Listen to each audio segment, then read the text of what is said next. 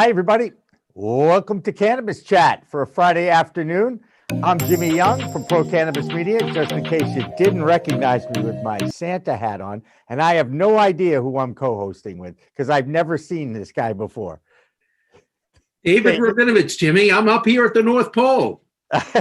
You've got a holiday. This is a holiday party kind of version of Cannabis Chat. Is that an adult beverage you have in your hand by any chance? It is, Jimmy. This is a celebratory bottle.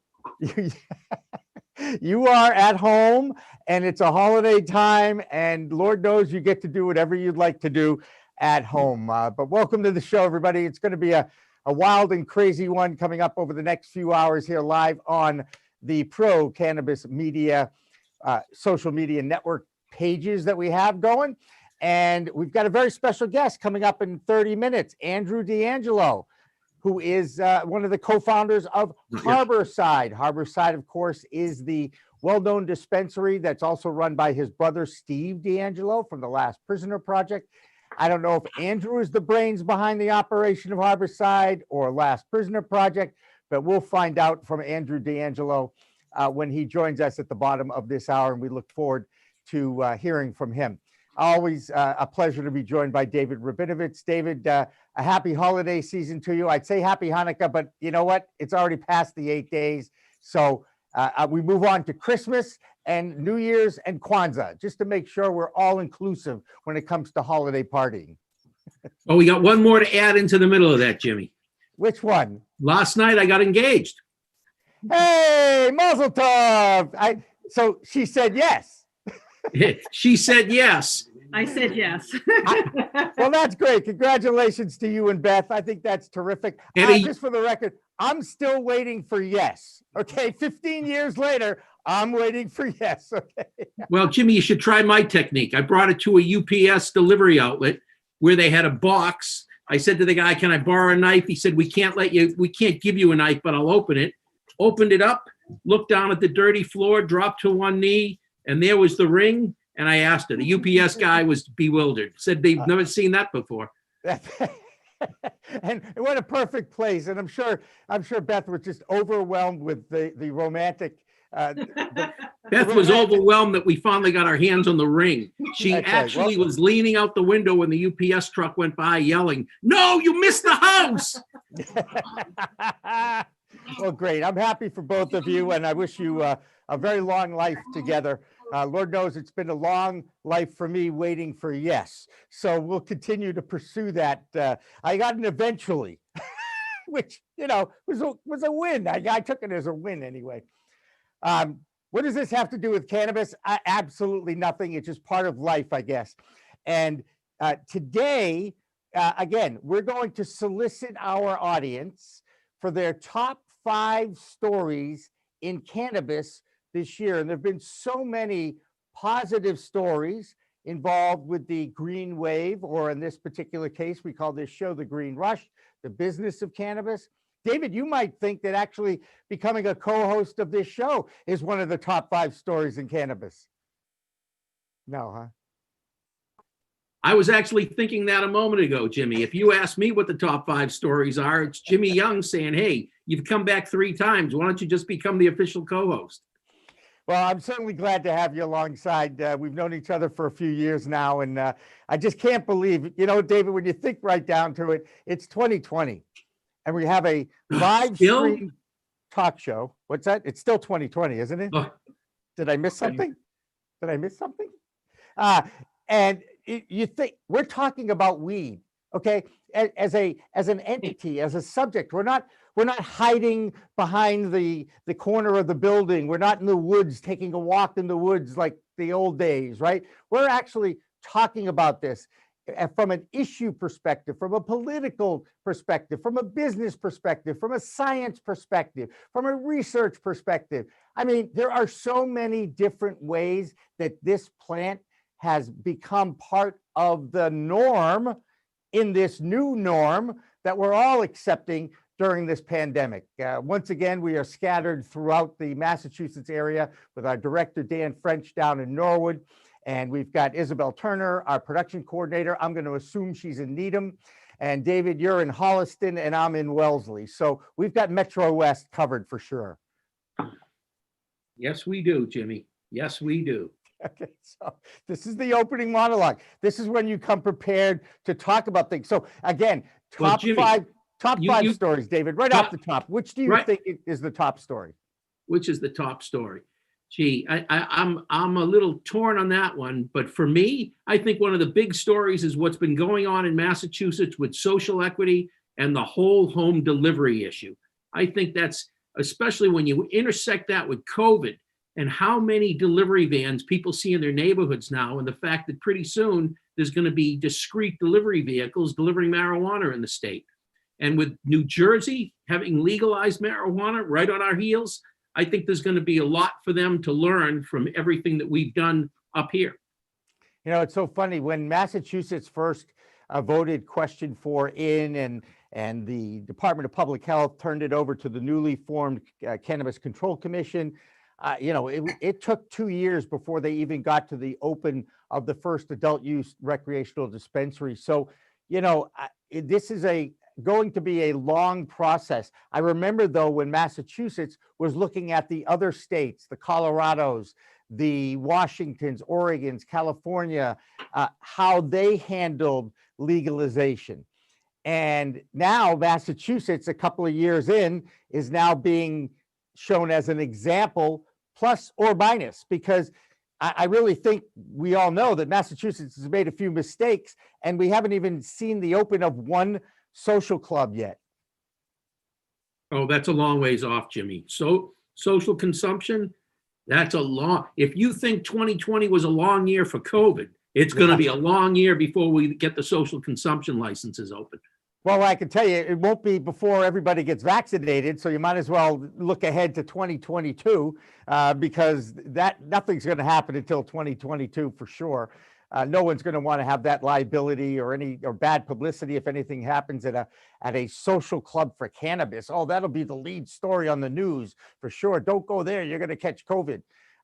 There was a interesting political note that happened today, and as you know, David, I think you know, Washington, D.C. is not exactly running like a smooth operation. Our federal government hasn't exactly been a smooth running machine over the last, well, let's just make it during 2020, okay, rather than going back 3 years or 4 years.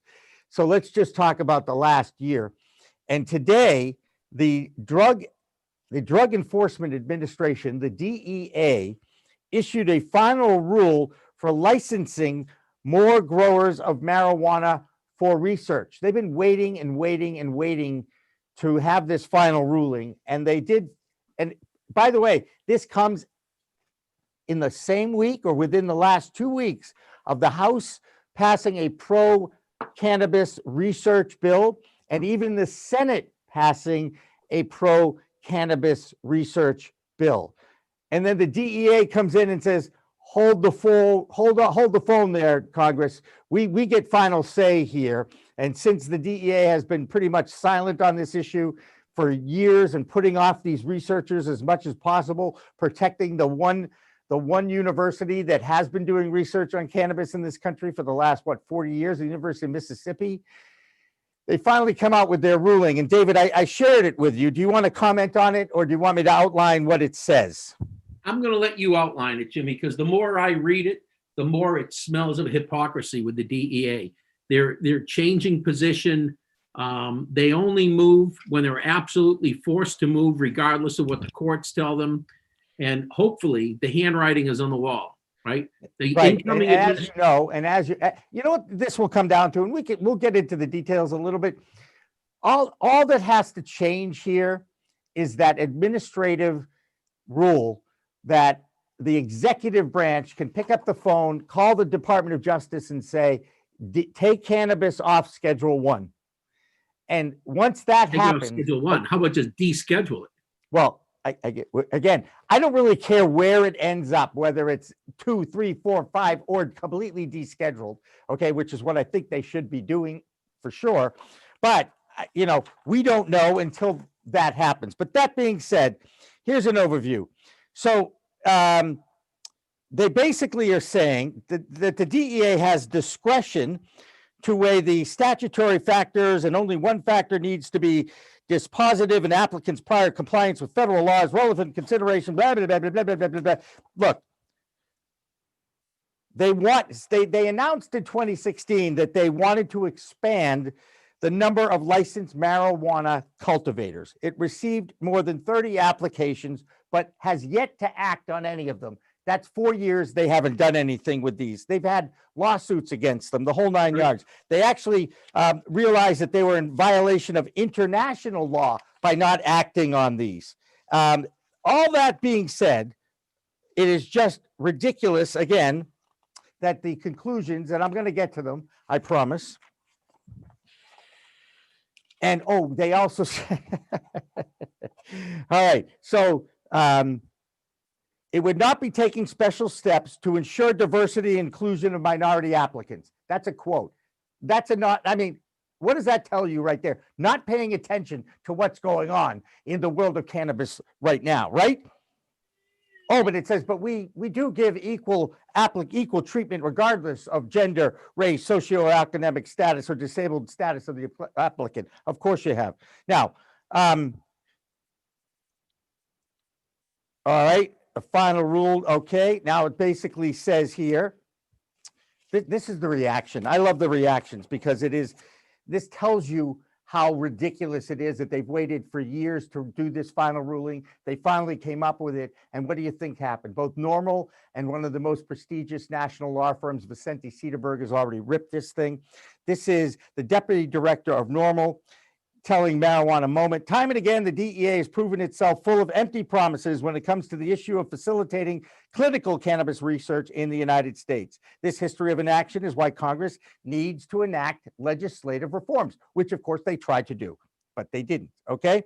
He added that the bill passed by the House would end the DEA's longstanding fiefdom by allowing scientists to study cannabis products available in state licensed dispensaries. But this new proposal says it's not willing to make that sort of substantive is the word, substantive, changes necessary to provide U.S. scientists with the tools they need to do their job. And basically the DEA needs a clear directive from Congress because the DEA can't get it right. This is from an associate attorney at Vicente Sederberg. My primary takeaway from this is it just really emphasizes the importance of pursuing legislative reforms through Congress, that the existing framework of the Controlled Substances Act, as interpreted and implemented by the DEA, is really incompatible with the types of reforms that many stakeholders seem to be seeking through this rulemaking process. And he says here, I think for members of Congress that are maybe on the fence, this really shows that the existing statutory framework, the Controlled Substances Act, the DEA's interpretation of the Controlled Substances Act, the rules that they promulgated pursuant to that act, obviously lawyers speak here, are really incompatible with some of the goals and objectives that Congress seems to be pursuing through these research bills. So Congress spends some time, we can debate whether it's a waste of time, moving forward on this research bill, actually getting Republicans, prohibitionists on the Senate side to actually say, yeah, there needs to be more research. Gets to the DEA, the DEA says, this is our final ruling. We're not going to do anything with it. And a happy holiday to you. This is right. Everybody's taking the hard way on this one. And why baffles me. We've got an incoming administration that has promised they are going to decriminalize marijuana. They didn't. Biden is very anti-drugs. I still don't think that he's a friend of the marijuana industry, but the promise was made that they will very quickly decriminalize it. And all it takes to decriminalize it is the stroke of a pen from the Attorney General. And a directive by the executive branch. Well, I mean, sure, the executive branch, I'm sure when they're interviewing people, I'm certain that when they're interviewing in Congress, the new Attorney General, there'll be plenty of discussion about what are your views on marijuana. And frankly, that individual gets in, they sign a letter, and it's game over. Even if it's not legalized, it's decriminalized. For anybody out there who's in the business, you know what 280E means. 280E is a very punitive 77-word, one sentence long provision in the tax code that basically says the government will take all your profits and possibly then some. Right. And all the cannabis industry is looking for here is to be treated like any other new business industry. And to make generating jobs and I mean, there are, bear in mind, most businesses pay taxes on their earnings. In this business, you pay taxes on your earnings and then a huge amount of taxes from the consumer. Here in Massachusetts, we collect 20%. So we've got a 6.25% sales tax. Then we load on a 10.75% special excise tax because it's marijuana. And then the local community has an option for a 3% local tax. So if you buy $100 worth of product, you're paying $120. So there's a huge amount of tax revenue that's going to come out of this. And if the feds legalize it, they're going to throw more taxes on top of it. Right. There'll be a federal tax on top of everything too. That was part of the MORE Act. But that is legalization as opposed to decriminalization. And I know that there's a lot of debate in the cannabis community about the differences, and it doesn't go far enough. Meanwhile, we'll be able to talk to Andrew DeAngelo about that Harborside case because they're trying to get rid of 280E on the basis of unconstitutional. Right. So it'll be interesting to see his take on all this as well. Remember, the Controlled Substance Act came into play because, why can't I think of his name now? Leary. Richard Nixon? No, Leary. Oh, Timothy Leary? Timothy Leary proved that the Marijuana Tax Act of 1937 was unconstitutional. Supreme Court of the United States in May of '69 threw that law out, whereupon marijuana was legal. I mean, it may have been. And then the Controlled Substances Act got in 1970, right? Yeah, they scrambled, put the Controlled Substance Act in place in 1970 to take care of the fact that they had just lost the Marijuana Tax Act. Right, and that was under the administration of one Richard Milhouse Nixon, not a favorite of those who were anti-war activists in the 60s and 70s. Didn't like rioters and he didn't like anti-war activists, and he found that both of those groups for some reason had an affiliation for pot, and so he used that as his weapon of choice to go after them. And basically, when you get right down to it, and this is, again, I've talked about this a million times on this show, that this is a plant. This is not a drug. This is a plant that has medicinal benefits to it. And it's more of a race issue than anything else because law enforcement has been profiling people of color for generations, stopping them just because they are a different color. And they think, oh, you know what, we make a stop here. I bet they've got a couple of joints on them. And the jails and the prison system are filled with people with possession crimes under 1 ounce of possession. And they've been in jail for years. Yep, absolutely. So, Jimmy, what time is it? It's almost 4:20 time, David. And what does that mean, Jimmy? We're going to sit around the kitchen and put a good buzz on, according to Shanty. Those are the lyrics of the song by Jonathan Edwards. We play it all the time at 4:20 on our show when we get to take a little bit of a break.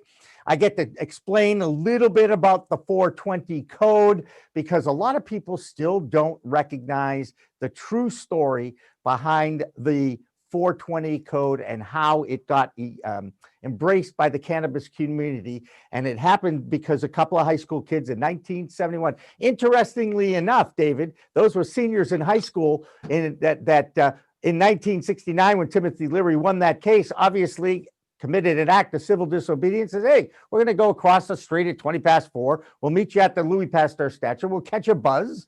And law enforcement finally picked up on it after the passing of that, and 420 became the code for public consumption of cannabis. My 420 code, if you will, has always been the song Shanty by Jonathan Edwards. He's a New England singer-songwriter.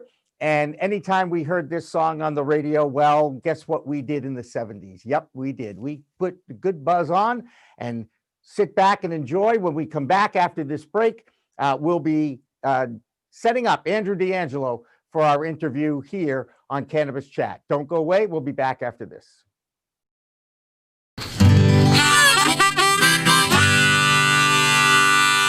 Yeah. Yeah, this is a tune that I wrote back in 19... I've forgotten.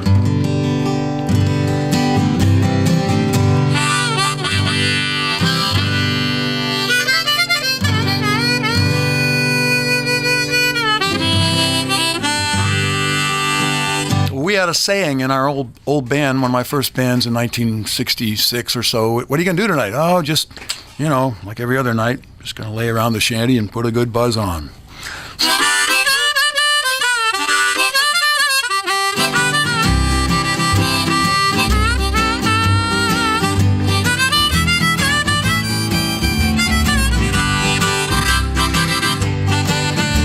Gonna sit down in the kitchen, fix me something good to eat. Make my head a little high, make the whole day complete. Gonna lay around the shanty, oh mama, and put a good buzz on. Pass it to me, baby, pass it to me slow. We'll take time out to smile a little before you let her go. We're gonna lay around the shanty, oh mama, and put a good buzz on.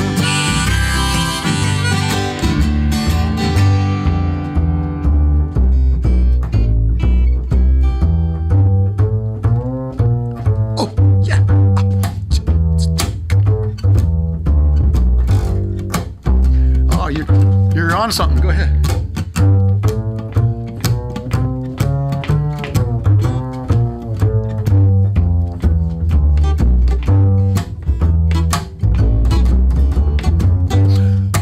Rick Brodsky, everybody.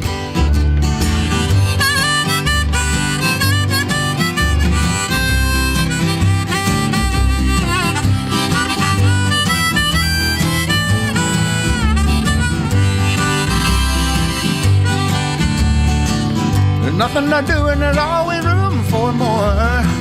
Fill it, light it, shut up and close that door, baby. We're gonna lay around the shanty, mama, and put a good buzz on. Take it, okay.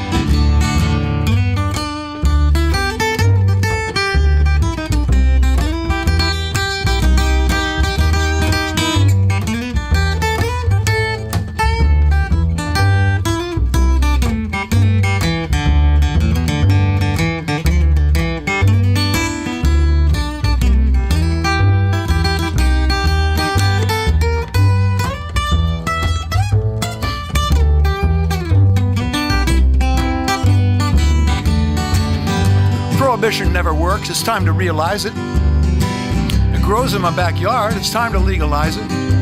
We're gonna lay around the shanty, mama, and put a good buzz on.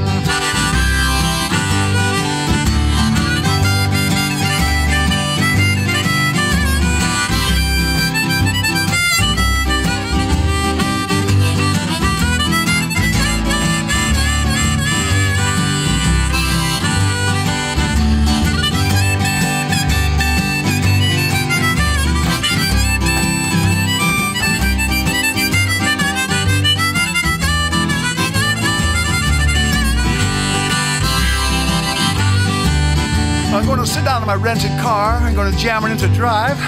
Gonna head on out and play at WSCA with Sean. I'm glad I'm alive. We're gonna lay around the shanty, mama, and put a good buzz on.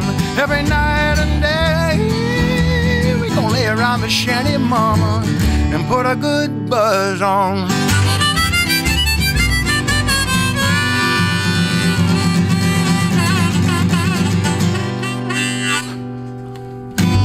Nice. It's Friday.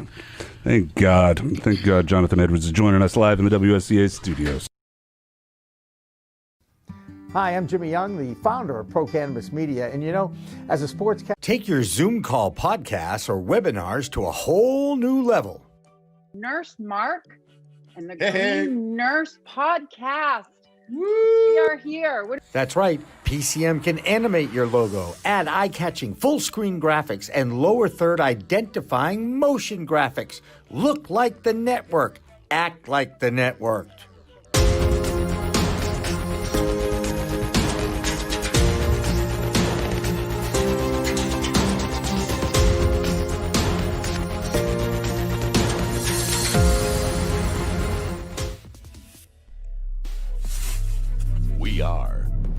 Cannabis Media.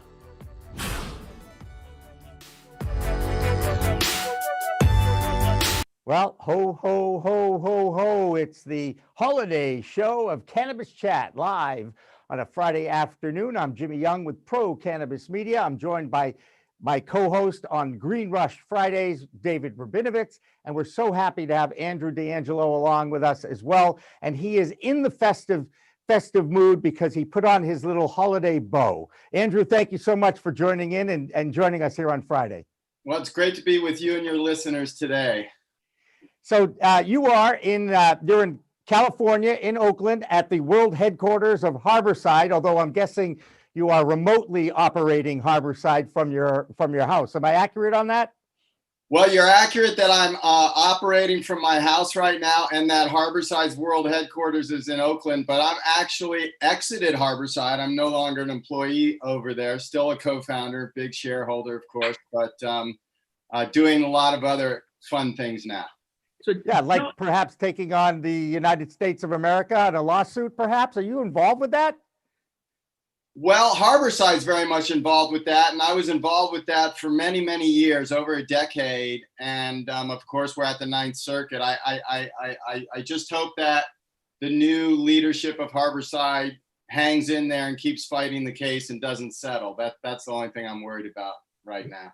Now, Andrew, if you don't mind, walk us through the case. This is about the punitive nature of 280E, right? Right. For those of your listeners who don't know about IRS tax code 280E, in the 80s, there was a big drug dealer who was dealing much harder drugs than cannabis. And he got busted, and he wrote his business expenses off on his taxes, and the IRS had to honor the deduction. So Ronald Reagan and Edward Meese at that time was the Attorney General. And it was a very conservative government in the United States, as you may recall, and they didn't like that. So they passed tax code 280E to prevent future drug dealers from doing that. And it applies to any transaction that of a controlled substance on the Controlled Substances Act, specifically Schedule 1 and 2, I think it is. Right, 1 and 2. That's right. And schedule, of course, we're Schedule 1 cannabis. So they apply 280E despite the fact to all cannabis companies, despite the fact that at the time that 280E was passed, it was not intended for legal cannabis companies. It certainly wasn't intended for patients and medical cannabis companies to deal with. But we've lost all of our court cases challenging that. We've lost a few other arguments that we've made, and so we keep losing in court, but we keep fighting because it's very important that all the branches of government are put on record with respect to all the different injustices associated with prohibition. So 280E just being one of them, and the judicial branch of government has a chance to end this injustice once and for all. We're handing it to them on a golden platter. All they have to do is rule. So I hope they will rule in our favor, and that would help the whole industry, of course. We could get rid of this 280E once and for all. And instantly, our industry would go from having a very hard time being profitable to being profitable. Being very profitable, right? Right. So... Yeah, I've run financial models on it because I do a lot of that sort of thing. And I now build into the model a trigger that whoever's using the model can hit the drop down and choose what year they think 280E is going to go away. And it's amazing when you look at the cash flow coming out of the business. It's like dripping out of a faucet. And then you hit the year where it all of a sudden 280E goes away, and the profits come gushing out of a fire hose. It's just huge. Yes, no, we at Harborside learned that very early, and the reason the IRS came after us was because the details of 280E, you have to make certain allocations for 280E on your tax return, and it's based on court cases and so forth. And we made very aggressive allegations that the IRS didn't like. Our allocation was 0.5%. Because in our way of thinking, the only portion of the Harborside experience that's trafficking is when the money in the weed goes like that. right there on the counter in that tiny little square footage. And so we said the rest of the facility is a wellness educational center. Right. Yep. And 280E doesn't apply. Federal government didn't agree. Yeah, they didn't like that one. I'm curious. Do you know who was the original drug dealer who got shouldered with all this? That they wanted to make sure. I don't recall his name. I believe it was a heroin. It might have been a cocaine dealer. One of those two. It was a smuggler, international smuggler. Got busted in Florida back in the days when you. That was the main smuggling route, was through Florida. So one of the groups I'm involved with are now speaking to a couple of legends out in California, and I was just wondering if it was one of them, because one of them would have fit the bill. Oh, I guess I don't know. One of the Florida legends, I understand, was making. It was not a cannabis person who did this. No, it was not cannabis. Yeah, I'm sure it wasn't cannabis. But you're a cannabis person, as is your brother Steve with the Last Prisoner Project. If you look back at 2020, this has been a kind of a monumental year in the advancement and the end of prohibition. How as long a year as 2020 has been, at least you can look back and say there's been some really good things that have happened in the pro-cannabis world, correct? Oh, yes. We have a lot to celebrate. We had a clean sweep at the election. We just had the UN vote. We just had the MORE Act vote. While both the UN and the MORE Act don't have a whole lot of teeth right now, and, it's more symbolic than it is significant. Right. It's still significant in its symbolism because Harry J. Anslinger made weed illegal in 1937, and we have not had a single vote since the MORE Act vote since then of any kind of significance or meaning. And now we did, and we passed one House of Congress. We have another we have to pass. The president has to sign it, but that's a major step forward. We have to feel good about that. Social justice and social equity. I know you're very passionate about social equity. Took big steps forward this year, driven by activists. I'm really proud to say, driven by activists. And the activists have done such a good job that now some of this is getting to be operational. So I'm very pleased with that. We got essential status, although in Massachusetts, you're kind of on again, off again with that. As is typical with Massachusetts, man.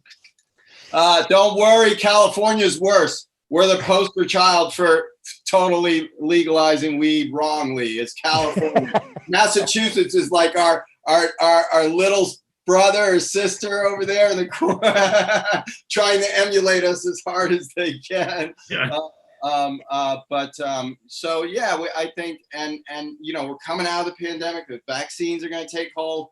Probably not till 2022.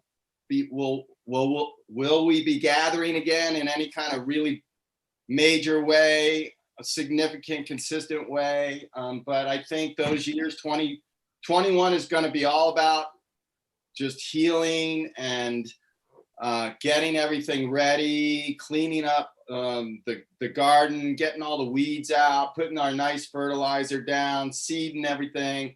And then 22, 23 are going to be the two biggest years for cannabis in the history of humankind. I mean, it's going to be wow.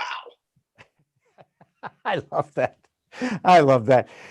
Tell us a little bit about so if you're not directly involved with Harborside now, what are you directly involved with now out in Oakland? Yeah, my post-Harborside life is in three main areas. One is social justice, Last Prisoner Project. So I spend about 25% of my time. I'm now chairperson of the board of Last Prisoner Project. So my responsibilities have gone up a little bit there. And I'm a strategic advisor and consultant. And in fact, I have a client in Massachusetts in a little town called Revere. So I'm excited about that project. And Andrew, yes, Revere. It's not ERE. It ends in an AH. Revere. Revere. There you go. Revere.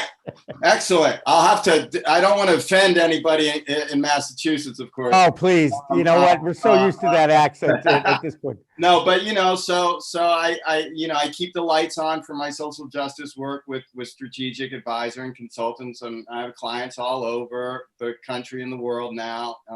I've been at it for a while. I also have a couple firms I work with, like Global Go and Regenibus and GPS out there in Colorado a little bit now. So, and that's fun for me because not only do I get to make a living, but I get to build lots of different cannabis companies and organizations, both profit and nonprofit, both small and large. And it really gives me a chance to have a lot more influence on the industry. And I hope provide more opportunity for my constituents that I consider my constituents, if you will, which is, the underdogs, the working class people, the equity people, the black, brown people, the legacy people like me and Steve, that's my, and so I'm trying to create more opportunities for all those folks with all this work that I'm doing. And so it's very synergistic in that way. I hope that 5 or 10 years from now, instead of 4% ownership of people of color, we'll have 40%. Something like that would be something a lot closer to where we need to be than 4%. So I want to help with that because I'm in a place in my career where I'm well positioned to do that, and I am willing to do that. More importantly, I have very unique personal circumstances. I don't have children. I don't have to have intergenerational wealth created for myself. So, the industry is sort of my children and my family. And so that's how I'm trying to empower folks through that work. So I do a lot of pro bono consulting for smaller companies and entrepreneurs. And then, of course, I do a lot of creative work. Until Massachusetts is a great example of we have to lower the stigma of cannabis. Even in California, 60% of California is banned. Supply chain doesn't exist. It's prohibition by ban. And same thing in Michigan. Even Colorado has huge percentage of ban, I think, approaching 50%. Still, after 8 years or a long time. Those are the NIMBYs, right? The not in my backyards. They may have voted for it, right? But they don't want it in there. We got run out of Massachusetts. All I was trying to do was heal people. And we got run out of that. We were called all kinds of nasty names and drug dealers. And my brother's legal case was spread all over the Boston Herald. Right. And it was terrible, And now my brother would qualify as an equity candidate in Massachusetts and probably get some benefits from it. So it's funny how these things turn, and it's not funny, it's deliberate. It's people like you working at it, people like me working at it, the activists.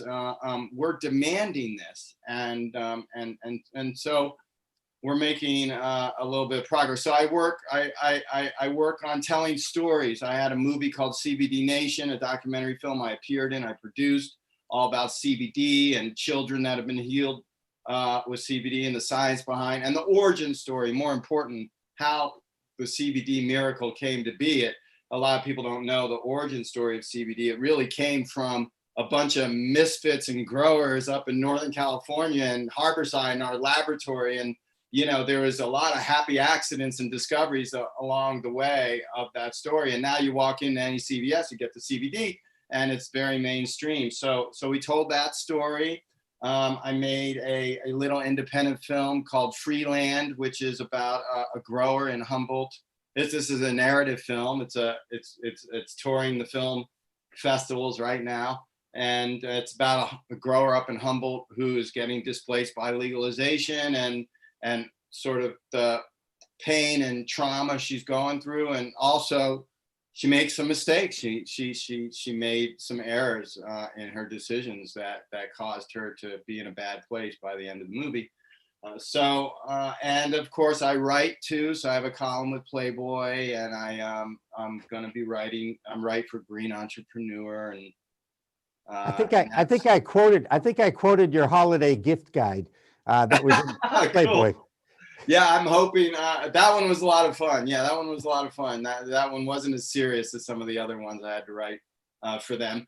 But it's great. I really enjoy doing the creative work. That's where I really, time just flies by. I'm in the moment. I'm in the zone. I'm having a great time, and that's where I get the real joy of my work. And the other things feel a little bit more like work, but everything is mission driven for Steve and I at this point. We've been doing this so long, so every breath I take is about this mission, and everything we do is in some way integrated now, and it feels good when you're younger in life. Sometimes you struggle with that sort of integrating everything younger in life, passionate about into one package, and now I'm kind of enjoying being able to do that. So those are the three things I'm working on in my post Harborside life, and just trying to support Harborside too as best as I can from just being a shareholder and a co-founder.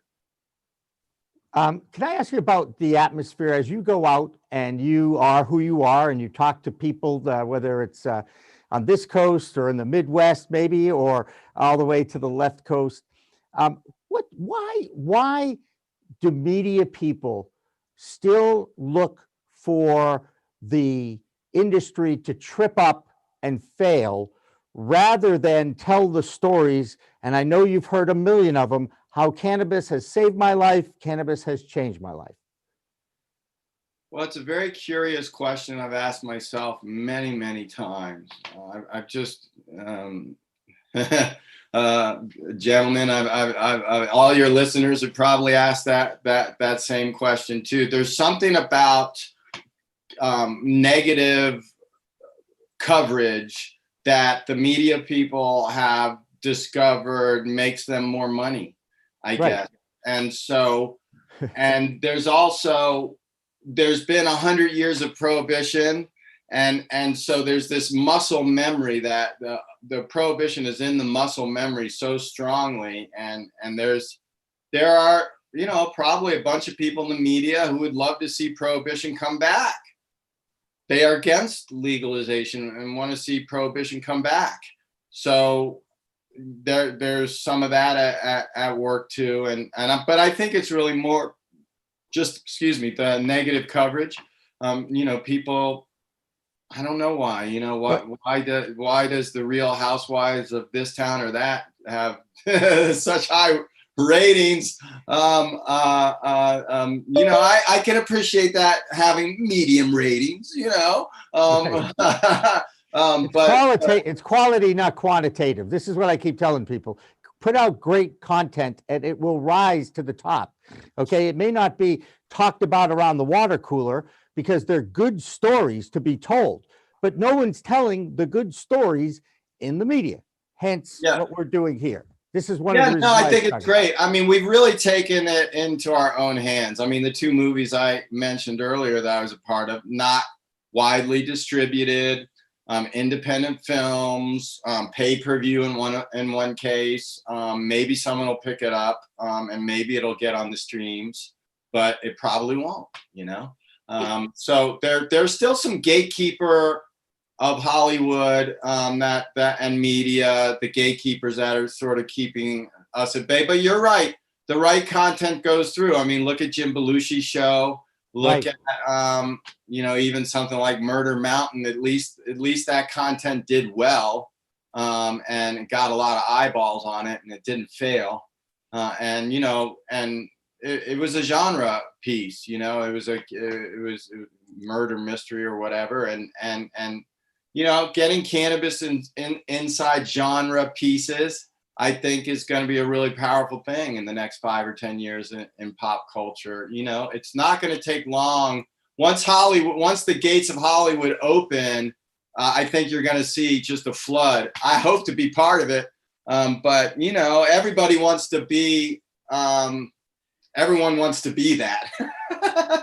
Right. Not everybody can. Right. That's right. No, and I'm glad you brought up the Grown Belushi show, because it's something I enjoyed immensely, because I thought he balanced entertainment with education and a little drama, even though I think it was pretty well scripted. But he did a great job, and he's such a great proponent and someone who's out there talking about it and accepting it. He's like, look, this is just a plant, right? I mean, that's really what it is. Mm-hmm. Yeah, I was really pleased with how that turned out. Mm-hmm. So, Jimmy, we got a question for Andrew from somebody who's in our chat, because we every now and then we'll remind people who are watching live, they can always throw questions in. Andrew, do you see full national legalization at any point? And if so, how long do you think it's going to take, in your opinion? The magic question that everyone wants to know, and we're all curious about and ask ourselves. And I do think federal legalization will come.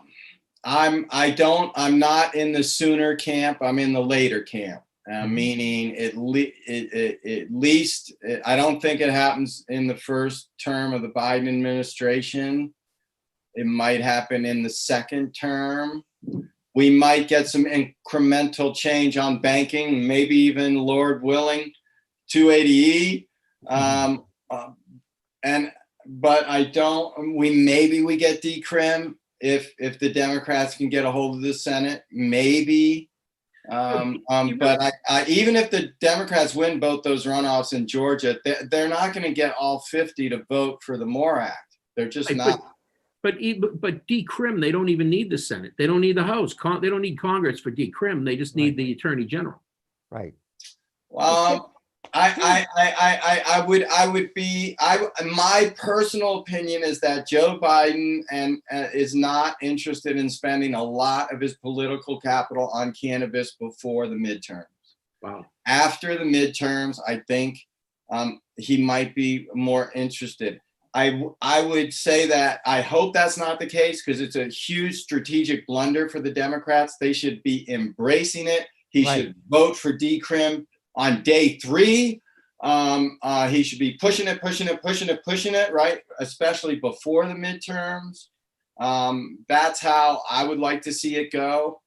But, just from the signal he sent on his transition committee and the signal the Democrats sent at the convention, there was just I think the word cannabis or marijuana was used once at the convention. And I think decrim was used once, and that was it. And so I was disappointed about that, given the clean sweep that I knew was going to happen just a little while after that. That did happen. Yep. And we know that the people were more popular than any politician. And we'll win over and over again. So it's just getting it through the thick heads of the mainstream Democratic Party, and I don't think it's through their thick heads yet. I honestly don't. I hope I'm wrong. I pray every day I'm wrong. I want to be wrong. I hope to come on your show and say, yes, I was wrong. I really do. But if you're going to ask me an honest question about what my opinion is, I'm going to honestly answer. Sure. I think we're not a whole lot happens before the midterm, particularly if we lose one or both of those seats in Georgia, and maybe not even after the midterms. Although I hope banking can happen. Well, decrim would get banking to happen. Right. And decrim would, personally, I hope they decriminalize. I don't want to see legalization. Legalization is great for the user and the consumer, and I don't want to discount that. But for the industry, legalization is not the best thing for the marijuana industry. Legalization of marijuana will create the greatest destruction of capital we've seen in a long time. Because I don't disagree with you. I don't think the federal government's ready to do this right. And so and maybe that's Biden's genius. Maybe he knows that, and that's why he's embracing decrim. Decrim would be great. you know, the problem with decrim is there's no taxes. And there is a lot of other things. So it's tricky, man. It's tricky. Yep. But I'd love to see decrim. I'd love to see the Attorney General do it with the sweep of a pen. You're right. Doesn't require any congressional action. Right. There's a whole lot of things that you can do with current law as president that doesn't require any action at all. Right. And the Republican Party's been a lot better at exercising that power than the Democrats have been in the past. But if any Democrat's going to be good at that, exercising the levers of those laws and powers, because the Senate passed most of them in the last 40 years that Biden was in there. So he should know how to do it. But will he have the will? You have to be brutal, man. You have to exercise those levels of power. You're going to piss people off. The right is going to scream and shout. They're going to call you all kinds of names. And the heat in the kitchen's going to get really hot. But you have to exercise the levers of power when you have a divided government and you've won an election. Hey, did you catch, there was an article, I don't know, about a week or two ago, maybe it was 3 weeks at this point, and it talked about the fact that marijuana, they did a survey after the election and concluded that a whole bunch of Democrats who didn't win would have done a lot better had marijuana actually been, had they taken the vote earlier. Yes, I tweeted about this. I tried to get their attention. Not they're following my Twitter feed over there at the Democratic National Committee. I thought it was a real tactical error that they had there. We barely got the vote whenever it was a week or two ago. They almost got scared away of doing it that time. But they knew if they waited till the next session, they couldn't pass it maybe. Yeah. So, you know, this is what happens with reform. They get backed into a corner and then, you know, we get something. And, you know, like all these legalization frameworks in Massachusetts, California that are so screwed up, we had to cut all these deals with the devil to get it on the ballot, to get this group, that group, everybody, you know, and it was what we had to do to win the war. But along the way, we lost just about every battle. So now we have to get good at winning all those battles. Well, one of the most fascinating things here in Massachusetts was we legalized marijuana for medical purposes in 2012. We came around to legalize it in 2016, and one of the groups in greatest opposition to the legalization for adult use were all the medical operators, which shows as soon as money and economic interests get into this, boy, it changes everything. It's like, leave the door open until I get through, then slam it shut. Yeah, no, that's your argument for decrim, right? So, but I don't disagree with you. I think it's an obscene gesture for any cannabis company or person or advocate to be opposed to anything like that. You know, there were a lot of legalizations measures I had to support that I didn't like. Prop 19 here in California failed in 2010. I didn't like it. It wasn't a good framework. It was stupid that we ran it on an off-year election. Actually, the framework wasn't bad, but I knew it wasn't going to win because we were running it on an off-year election. So, but I supported it because the activists got it on the ballot. And that's it. That's it. And you know, come on. It's that would never happen to the right-wing people are so much more loyal than that. You know, I don't know. You have to have loyalty. And so that's obscene. We've seen this in California. I spent 2 years in Sacramento trying to fix the framework here, and we'd have the same thing. Someone trying to build a little moat around their business and not letting anybody else have theirs. And that happened with the CBD bill. You can't grow fields of hemp and extract it into CBD here in California. Can't do it. Because we couldn't get the bill to pass. The only CBD that you can get in California is grown in a supply chain that's in the lab testing program of Prop 64. You can bring in CBD and sell it from outside California. And it's just this craziness because there was a cannabis company that had a robust CBD business that was in the tested supply chain, and they didn't want that business to be threatened. And it was tiny, and it was a small part of the state, and only not that many people could. And so it was just a craziness, right? And this impedes our progress. So the only thing we can do is call folks out that do that, just like you're doing right now, I'm doing right now, and just shame people.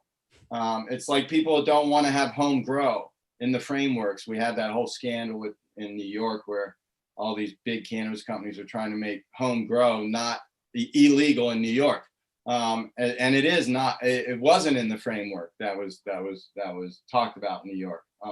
And that's just another thing. That's one, it's greedy. Two, right, there's no threat. It actually, you want people growing at home, because the more people grow at home, the more people consume cannabis. The more people consume cannabis, the more they're going to go in your shop and buy stuff that they can't grow at home.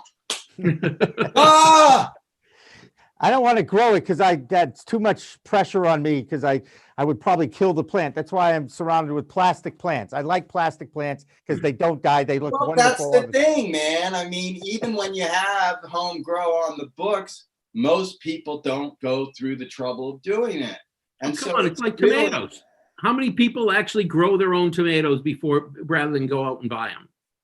Right. I mean, that's I keep likening marijuana to tomatoes, because in the end, it's an ag product. It's right. just a special ag product because it's illegal and it's got this wild cloud over it. But once the cloud goes away, it's an ag product. Right. Yeah. And the difference that I would advocate for, and we have this in California, and you have to embed this in the law, as you guys know, but I think cannabis that people grow in their backyard ought to be able to be traded for goods and other goods and services. So in California, if you're an adult, you can give, I think it's up to an ounce or two of weed to any other adult. For free. You can just give it to them, and you don't need a license, and you don't need anything like that. Right. And I want to see cannabis has always been something that working class people and the people used as currency. So if you were not a plumber and your pipe broke, but you did have a couple ounces of weed, you could trade weed to a plumber who'd come in and fix your pipe that broke. And I'd like to see cannabis that's grown in people's homes be able to be given away and traded for goods and services. I don't think people should be able to sell it, but I do think people without a license. You want them to be able to sell it with a license. I don't think you should be able to grow a bunch of weed in your backyard and then sell it on the street corner. Like a lemonade stand. I get that. Right. We don't want that. Like a lemonade stand, because that kind of messes up the integrity of legalization in the framework. Right. But let's not prevent people from using cannabis the way they have for a long time as a form of currency. So I think, and it speaks to that need for the nonprofit model to be in the ecosystem, whether it be people trading things or whether it be an association where people can share cannabis and gather and consume cannabis together. I love the theory. I do. I think it's a utopian theory, and I like the theory. But the biggest challenge is it's a money grab right now, and everybody who wants their portion of it. Sure. Right. And that's and it feels like that in Massachusetts in particular, because the life cycle of your industry right now is sort of at that peak, because you just had adult use and there's not enough weed and there's no wholesale market. So you got all these people coming in and building that and spending big money and squeezing maybe smaller people out. So the struggle continues, right? And now in California, it was the law that it had to be nonprofit for a long time. And it actually really helped mom and pop businesses because it really, really helped. At Harborside, at one point we supported 500 small mom and pop businesses just to sustain our operations. And these are people making edibles in their kitchens and, growing maybe 8 lights or 12 lights or 20 lights, just pretty small, and just craft people, because they had to be patients. They had to be part of a collective. You had to really love weed, okay, to be in the thing at that time. Because the feds were still coming in and busting people. So it was a very gray market. It was a very gray market, but it had to be nonprofit according to the Attorney General at that time, Jerry Brown. And I remember being frustrated sometimes of this nonprofit thing, because I came from the legacy market. We didn't have any nonprofit thing going on in the legacy market, although we pretty much operated as a nonprofit because it costs as much to sell weed underground as it does to actually make it. But without getting busted, that is. If you embed these things in the law, and you don't even have to say everything's nonprofit, but you somehow create nonprofit models and structures within the law. Like, there's a whole bunch of legacy people like me and social equity folks maybe who they just want to build community. They just want a little community center. They just want a little brand. They just want an upper middle class life. They're not trying to get global domination. They just want a little spot. They just want to be a small business. That's what this country was on. It was the whole thing was small business, and we have the promise, cannabis, the promise of cannabis. One of the promises of cannabis is to bring that back to America. So I understand it's really a frustrating moment, but I hope that, what I'm starting to see in California as we're starting to come out of that moment is legacy folks, small businesses folks, we're learning how to form alliances. We're learning how to go around it. We're learning how to compete a little bit better. And we're active in making sure some of these licenses are going to at least our equity brothers and sisters, right? So, and then those folks are gonna build businesses, and hopefully not get sharked and corrupted by the corporate guys, I guess. Not all the corporate people are bad or evil. There's a bunch of good ones. I work with some of them, and they must be on the West Coast, Andrew. No, come on. They're socially responsible capitalists on the East Coast too, David. Yeah, okay. It may not be as many, okay, but there's certainly, and I think that's it's a ethos we have to popularize. Right. You're right. It's not. People look at me like I'm crazy sometimes because I've given away. I probably had $1 billion worth of weed come through my hands. But you look at my net worth and you're like, what's wrong with you, man? It's because I gave most of it away, or I spent it on things that were altruistic. And I feel great. I feel great about my life. I have no regrets of doing that at all. And I have a huge community of people that love me, and it feels really good. And I get to build things, all the time. You guys, you've changed the world. You and your brother have changed the world in so many ways. But I would be remiss if I did not ask you about our vice president-elect, who, of course, has a little history in California. What is your impressions of Kamala Harris? And I'm sure you have a story or two about that. Well, I was at a fundraiser with her one time. There you go. When she was running for re-election to Attorney General. Yep. And she was making some noises that she was going to be our friends. She ended up sort of not being our friends, but then shortly thereafter started being our friends. So she's, she has, I wish her the best. I hope that she's a seminal, transformative change agent and figure. I hope there's monuments to her someday. Whatever her dream is on that level, I hope she earns that. But you do have to earn it. And, we're ready to work with her. We're ready to work with the Biden administration. I give the Democrats a hard time because they've been so unreliable, but I love them. And certainly I'm not going to be a Republican anytime soon.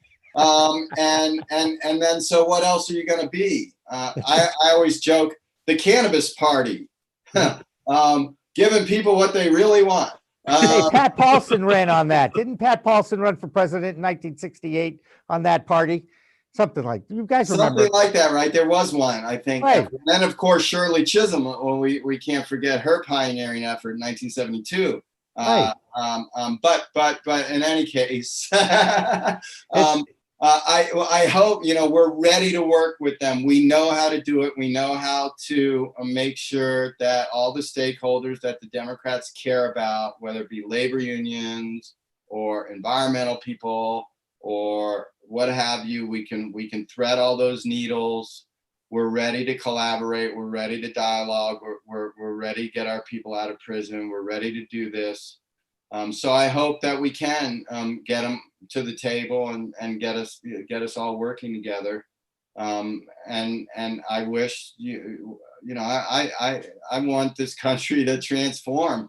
Right. And so to the extent that the new administration can move us along in those directions, I'm going to be supportive and give everybody the benefit of the doubt, and keep everyone honest and make fun and sort of, give people a hard time when warranted, because that's our job as activists. We're activists and operatives now, because we've won a few wars, right? So we're doing both of those things. And we got to get a little bit better at the operative part. And frankly, I'm not very good at that. I'm probably better at the activist part.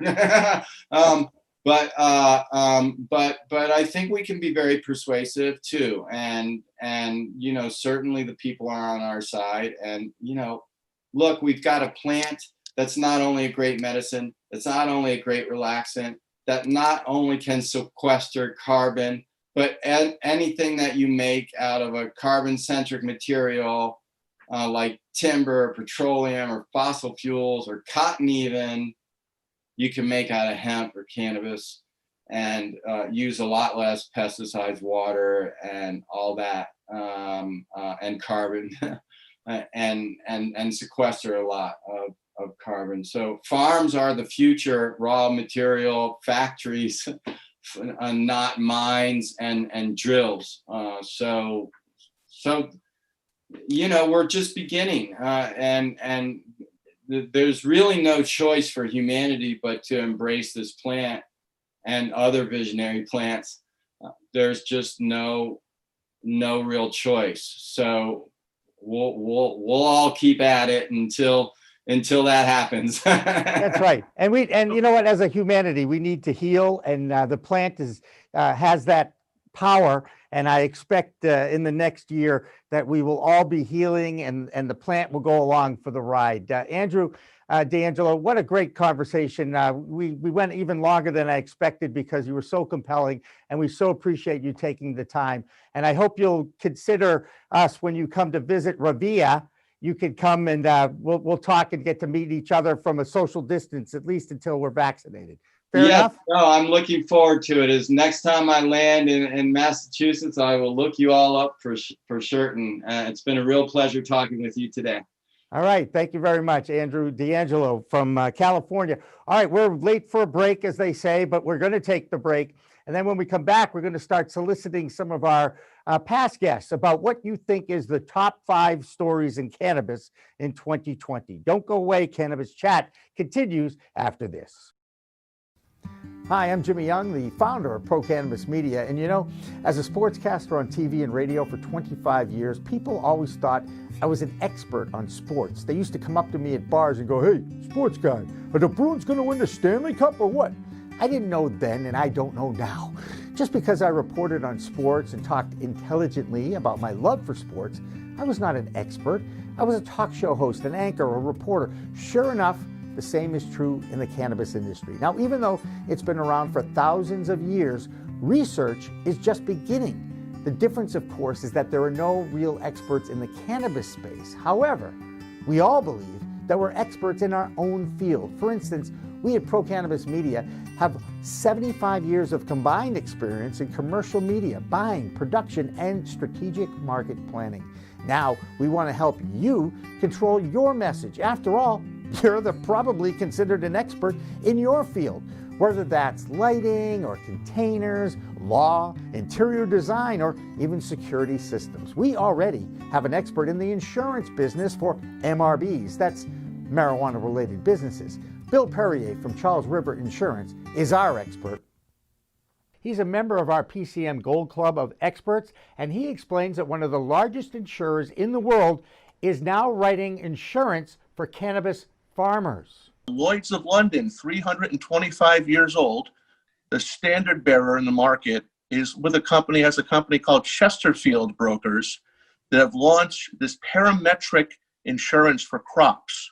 Insurance is all about timing, and it's a shame we couldn't have got these programs up for the farmers and the other cannabis growers who've been really affected by those West Coast fires. We also have an accountant for the cannabis space. He's a CPA, Rick Leneve of Accounting Buds, and we rely on both of them for their expertise, and we showcase their expertise in our news and talk shows. In fact, we'll put them inside our original content, and we can talk to them. It's kind of like product placement. So show off your knowledge inside our content as we position your expertise in your field. And you do that by joining our Cannabis Gold Club of Experts. That's where you get a chance to show our audience your expertise in your field. This group of entrepreneurs will serve as a referral network in order to generate leads for your business and, of course, build your expertise because it'll be shared during our weekly news and talk shows. So if you want to take advantage of our following and the original content we produce on a weekly basis, contact me, Jimmy Young, or our sales team today. Thanks for watching. Thanks for listening. We are Pro Cannabis Media. Take your Zoom call podcasts or webinars to a whole new level. Nurse Mark and the Hey. Green Nurse Podcast. We are here. That's right. PCM can animate your logo, add eye-catching full-screen graphics, and lower third identifying motion graphics. Look like the network. Act like the network.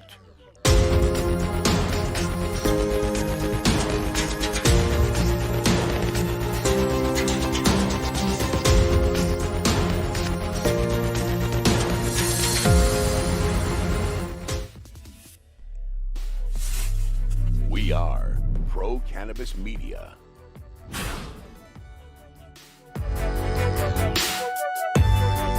One. All right, welcome back. Ho, ho, ho. It's the holiday edition of Cannabis Chat. I'm Jimmy Young in the Pro Cannabis Media Studios. I'm joined by David Rabinovitz. Every Friday afternoon, we call it the Green Rush, the business of cannabis. And we are also joined right now by Grant Smith-Ellis from the Boston area. Grant, thank you so much for coming on today again. Anytime. Good to be with you guys, and very glad to see you getting into the holiday spirit.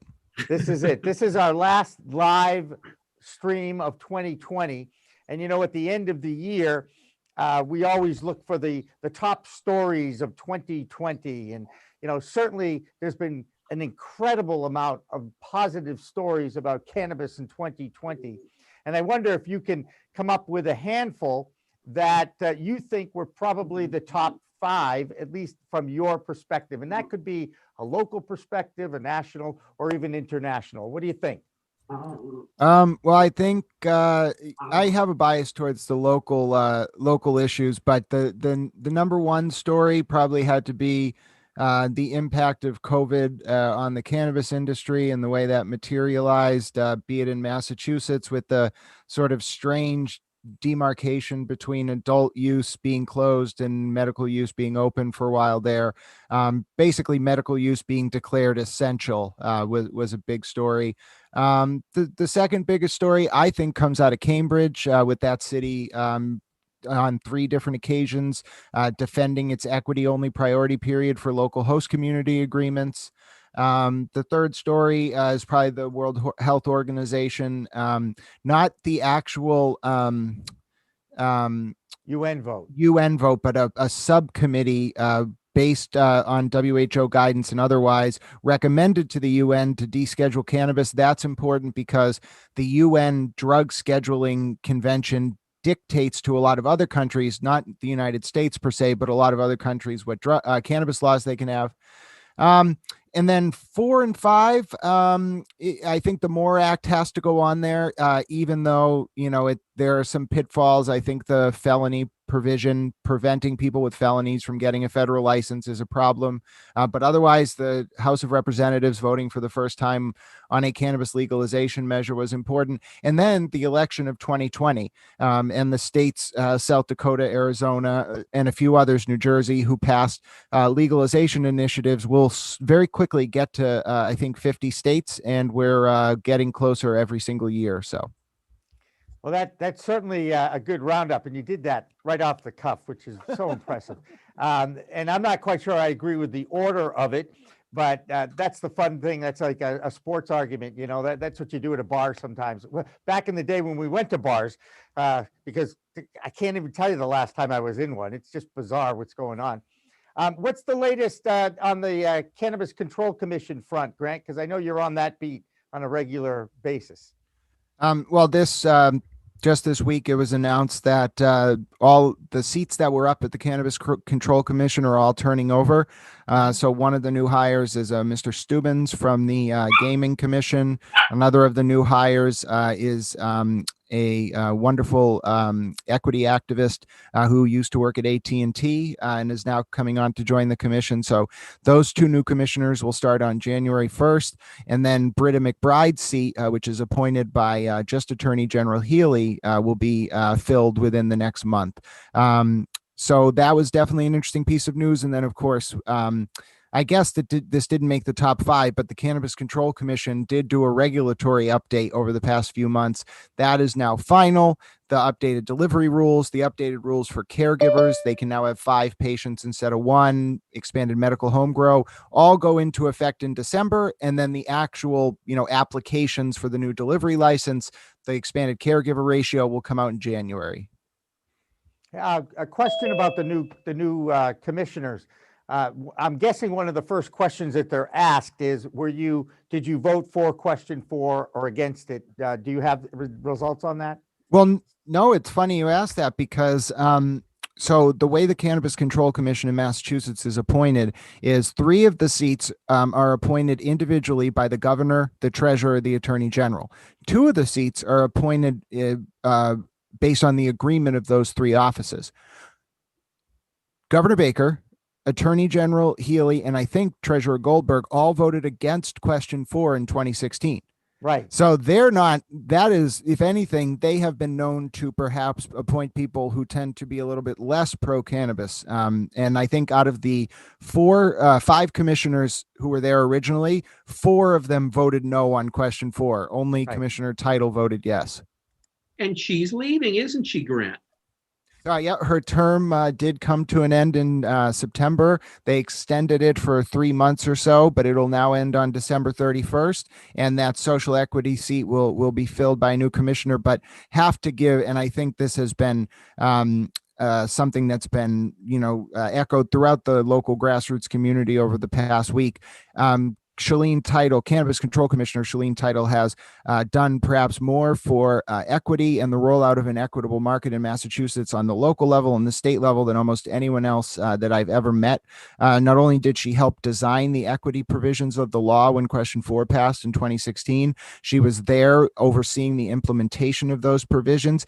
And she was even willing to go down to the local level, whatever city and town it happened to be that was trying to deal with cannabis, to help ensure that they would be engaging in that licensing process in an equitable way. Because one of the biggest breakdowns in our system for adult use cannabis is that the equity programs give you a license priority if you are getting your state license. But to get to that state license queue, you have to get a local license, and there's no equity requirements there. So Commissioner Title's work, I'm sure, is not done. That's a name you're going to hear again and again, and I don't doubt that she will end up rising to prominence in whatever field, whether it's public service or otherwise, she goes into.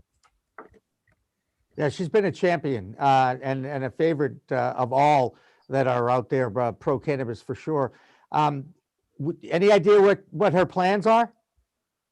No, I don't know. I think she made a post the other day kind of thanking folks after her time on the commission, but I have no doubt that whatever it is she ends up doing, it'll be somewhat public facing, and I have no doubt we'll get an update. So are you concerned that the two new guys, we don't know whether they voted on question 4, yes or no? I mean, I understand the process, but at some point you got to think that they've got to bring in some people that are really siding on the growth of this business rather than retarding its growth.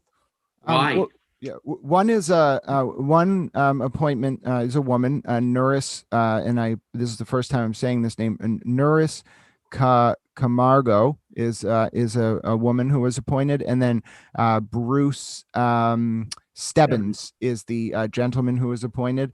I think it's likely that anyone who's appointed realizes that their job is to facilitate the rollout of the industry. But at the same time, I do not doubt that the appointing authorities strategically pick people to help advance their vision. And we have appointing authorities right now who are a little bit hostile to cannabis. Yeah. It's politics. It's just wonderful. David? You Yep. there? I'm here. Oh wait, we also have somebody else in our waiting room, and Abbe. I think it's a perfect time to bring in Abbe Schnibbe, if you don't mind. Abbe, you out there? I'm here. Hello. Thank you for having me. Thank you very much for joining us. We've got Grant Smith-Ellis and David Rabinovitz, and your reputation precedes you, because everybody I told that you and I had connected again this week, they were all happy to hear that. First of all, Awesome. Tell us a little bit about who you are, the company you run, and how happy are you about the news about your company this week? You could share that with us too. Awesome. Thank you so much. So, I'm Abbe Schnibbe. My name does rhyme, Abbe Schnibbe. So easy to remember. Chief Operating Officer with Plymouth Armor Group. I am sitting here now 24 hours into receiving commence operations for our third-party transporter license. So we're on day 2 as an official third-party transporter, finally. Congratulations. I don't have to... Thank you so much. I don't have to say anything that everybody else already doesn't know, but boy, has it been a road to get here. So we're thrilled. Plymouth Armor Group actually started out in 2018 with the intention of being a third-party transporter, but also we're the leading cash transport provider in the state right now for, we've got over 65 dispensaries that are working with us.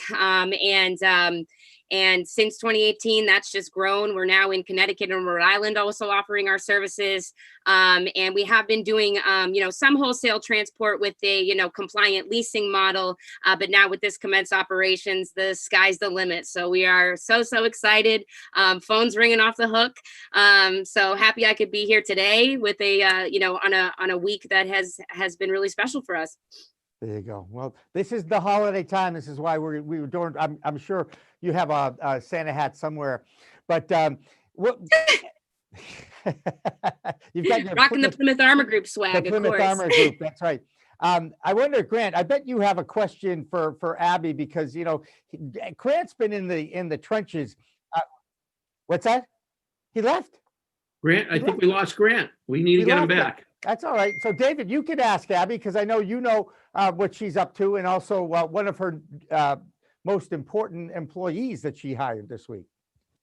Right. Well, one of your employees just scored a big win down in Middleborough the other night. Yes. Yeah. So, cat's out of the bag. Chris Fevry, president and co-founder of MCAD, has joined our team as vice president of operations. We're so thrilled to have him. He's already, he's been with us for about a month now and already been a game changer. And the hope is that, Chris and I can work alongside each other to obviously support the cash and wholesale world. But we're working on a really great program to be able to support SEs and EEs in getting compliant vehicles and getting off the ground a lot faster, and hopefully cutting some of their startup costs. And you see, tell us David, a little more about that. Well, hang on. Before you go there, I want to give her credit for this, because we were just talking with Andrew DeAngelo, and we were talking about how, especially nationally and internationally, there's such a cash grab. And I brought up the fact that there are still plenty of capitalists out there that are socially responsible capitalists. And I know that you qualify for that, Abbe. So thank you. Right. And tell us a little bit more about what you're doing with the SC and EE applicants.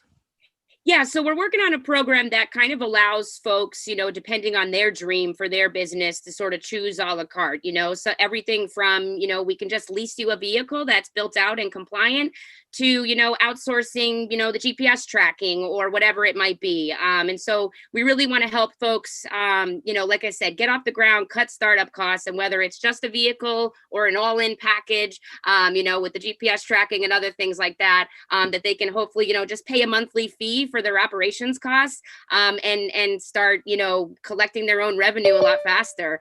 And yeah, I think, Plymouth Armor Group, we obviously our values are rooted in compliance and security and trust, but our values are also, rooted in diversity and inclusion and equity. And we've had a lot of opportunity these 2 years, and we're hoping we can, share some of that around. Awesome. Go ahead, David. Oh, no, go ahead, Jimmy. I'm monitoring the chat and trying to do a couple of things, and we got Walter jumping in here, and I'm trying to see. David, I love your hat. Now that Walter Sullivan's here, we're going to lose control of the show. You know that, right? Jimmy, you look beautiful, kid. Thank you very much. Thankfully, I have a few of these in the closet, as it were. It's nice to know Christmas time, and we talk about green. What a perfect plant to talk about during Christmas time. A beautiful green plant. Yeah, replace mistletoe with it, right? Do a lot of things with it. That's right. Oh, I like the drink, David. Yeah. Hey, Walter, you can congratulate David. He got engaged over the last 48 hours. Yep. So here's what this was the celebratory bottle. That's why he's drinking. Congratulations. I thought you were cheersing to our commence operations, but that's even more exciting. No, I was cheering to that on that was like on Monday. I was cheering to that. Awesome. That's right. Walter, Abbe Schnibbe is with us from the Plymouth Armor Group as well. And, they just got their commence operations. And we've been talking a little bit about the challenges of the delivery world, as it were. But they've done a great job in 2 years of growth. And now with a commence operations license and green light to go, that company is going to take off, I think. Oh, yes. Where are you located in Plymouth? Well, as you know, most of us cannabis businesses are zoned to most industrial parks. So we're in one of the industrial parks in Plymouth. What do you buy, the mall? Kind of close. Yeah. Are you at the one that's at the top of Cherry Street? No, actually, for those of you who know Triple M, we're their neighbor, basically. Okay. Oh, you're way far in. Yeah. Yeah. Stop by Alfred's Finest on the way when they're open. Will do. Absolutely. I've heard great things. He grows a mean weed. Hey, Abbe, I'm going to put you on the spot a little bit here, if you don't mind, because that's what we like to do here. 2020 was a monumental year. And of course, I'm guessing, commence operations is going to be the #1 story in cannabis, certainly in your world. But if you look at all the news from local, national, international, can you pick the 5 top stories in cannabis in 2020 as far as you are concerned? And Walter, I'm coming to you next, so start thinking.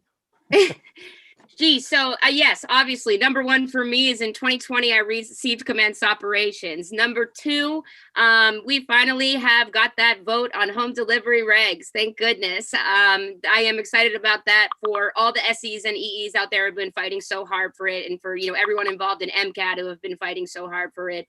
And after that initial 30-day delay that they gave us was a little nerve-wracking. So once it became official, I think that's one of the biggest pieces of news here in Massachusetts. On the national level, oh wait, my assistant is here. 1 second. There we go. Now I'm in. Oh yeah. I love it. Abbe, you and I are going to become great friends. I love that. Yeah, they do. I got to not move too much. On the national level, I mean, I think for the number of states that we are, seeing going recreational, in particular, New Jersey, I'm really excited about, and Maine, obviously, some of our, neighbors or close neighbors. That's some of the biggest news. And then I did, pop in right as Grant was talking. And I think once again here in Massachusetts, the shift in the commissioners is big news and important for all of us. For me, I'm also the founder of the Massachusetts Association for Cannabis Transporters, specifically for wholesale transporters.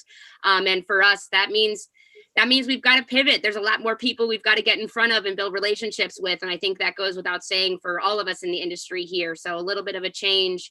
And once again, I tip my hat to the commissioners that, did their time. And gosh, I don't envy their job, that's for sure. But I think that does mean that, we're going to see a significant shift in things. And that means for those of us that do advocacy work, that's going to be a big deal. Where am I at with the numbers? Come up with two more. Yeah, one more I was going to say is Massachusetts reached $1 billion in sales. And as the biggest cash transporter here, we transported probably about 60% of that. Wow. So that's a huge landmark, I'd say, for the industry all around. And gosh, I'm trying to think of the last thing. I mean, I'd say I get selfish on this last one. Once again, I went from, a lot of roles in Plymouth Armor Group as a founding member, but officially this year I became Chief Operating Officer. And I'm proud of that as my big news in cannabis this year. Another female running a business in cannabis. And you know what? I love hearing more and more stories about that as well, because I think that, there's a reason why the cannabis flower, the female flower, is the dominating one that we all care about. I mean, I really believe that. Right. We're all here because of the female plant. and every one of us had a mother at some point, for the most part. Mother's little helper.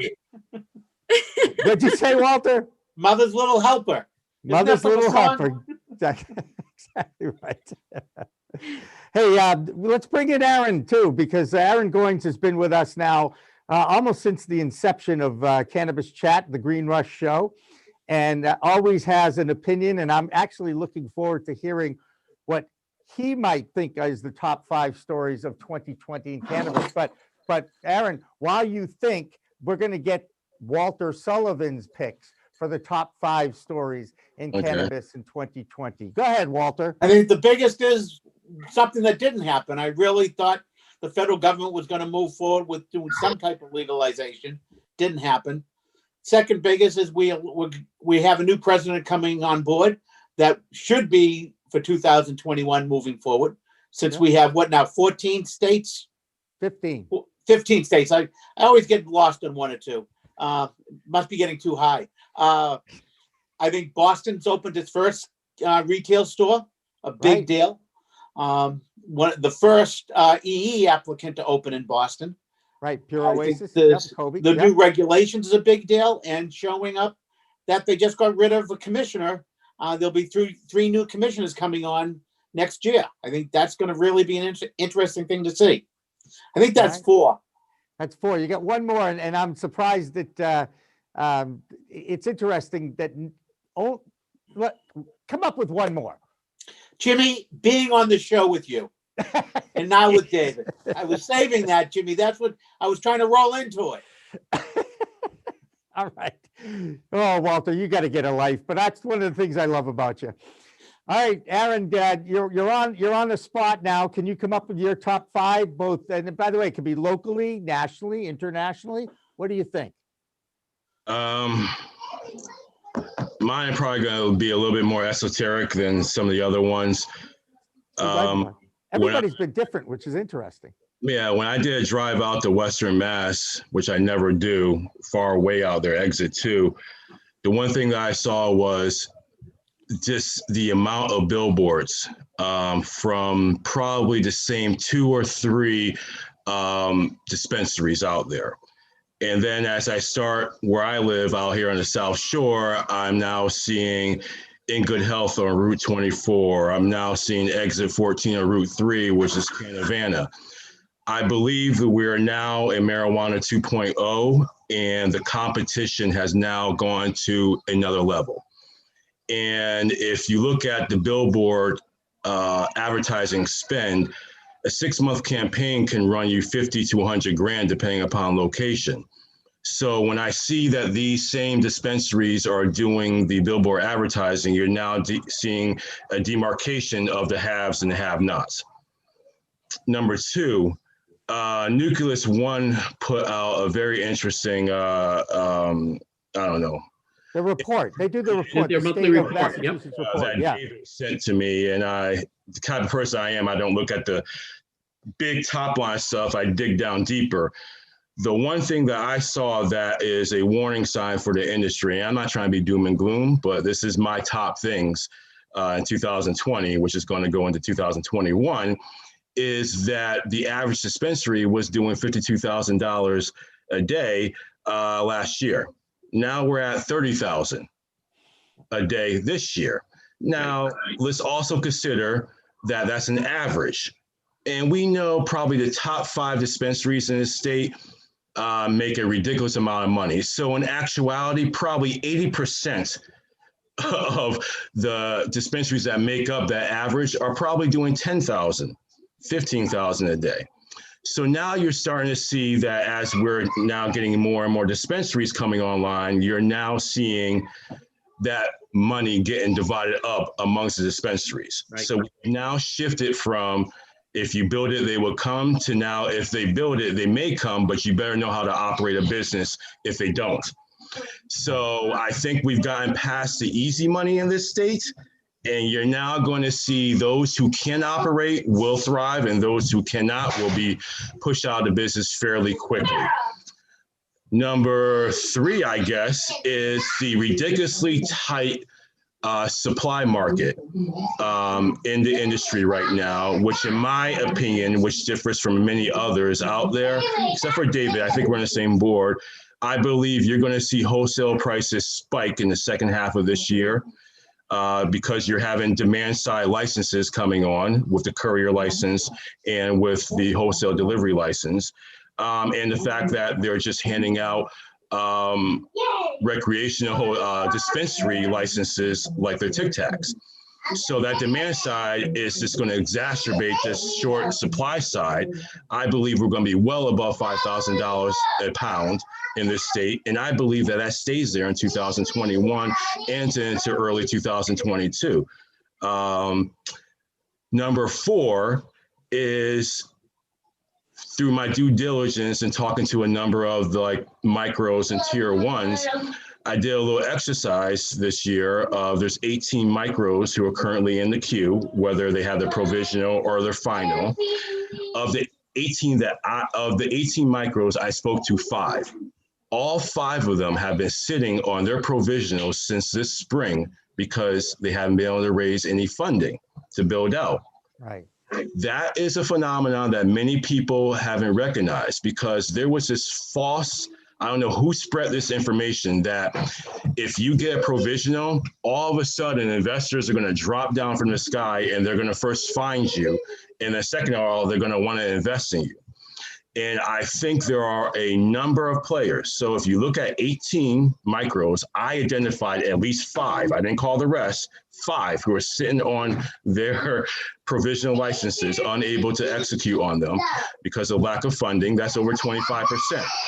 How far up the tiers do we go that phenomenon still exists? Tier 1s, tier 2s. I will hope by the time you get to tier 3, you already had your funding in place.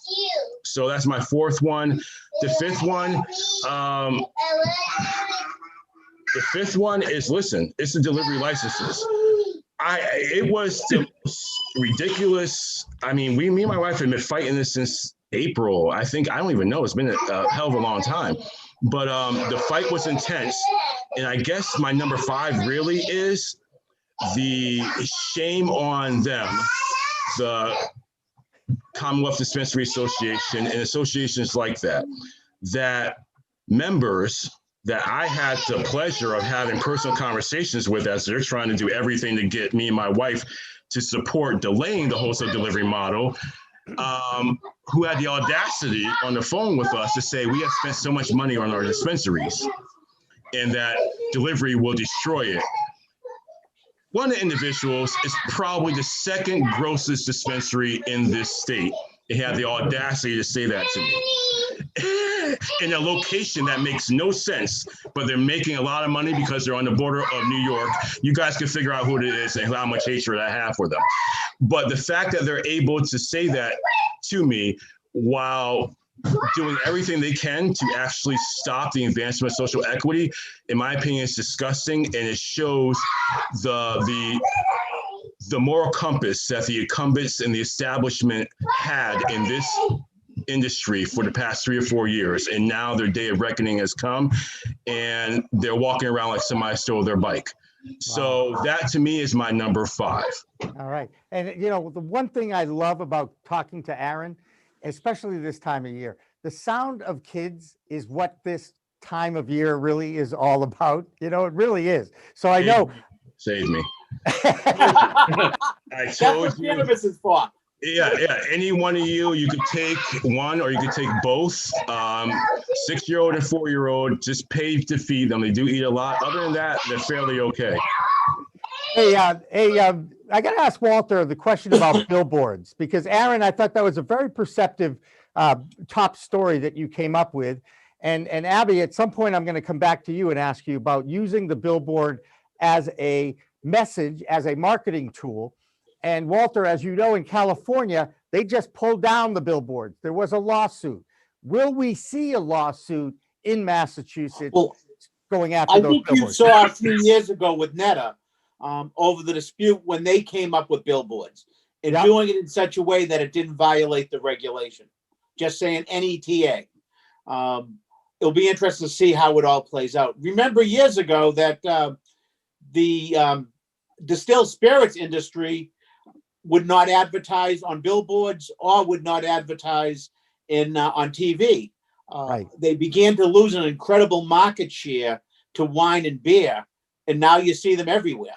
I think it'll be interesting to see if the same idea plays out in cannabis, where without having the ability to market in such a manner, you can get hurt. And I agree with Aaron. It really, such marketing takes the haves from the have-nots. It allows them, just because, I won't mention the beer, just because they're the king of beer doesn't mean they're the best beer around. Yeah, exactly. Yeah. And I think the same thing is true here. Just because you can market doesn't mean you have a great product. And we know from the beginning of our industry here, starting with medical, that there's a lot of stuff out there that's not worth the paper it's rolled in. Trying to find a better way of saying that, Aaron. All right, you said it the way that's the way it is. One thing that was very interesting what you said there. Two of the billboards on my way out to the far end of the earth, which is Western Mass, they had the audacity, and these are their largest playing list, to say that they're craft. And I don't know what their definition of craft, and I know what tier size that they are. Once you're over a certain tier size, it's very difficult to be called craft. So now you have a hijacking of a word, in my opinion, that is reserved for the true artists in this space, probably the lower tier guys. And I don't want that hijacking to happen, because those individuals have yet to enter the space. Once they get in the space, that's when you're going to see some great stuff come out. Aaron, it's interesting. You have Boston Beer keeps trying to increase the amount of barrels that that one can brew to still be considered a craft beer. Boston Beer is not a craft beer anymore. And I do agree with you.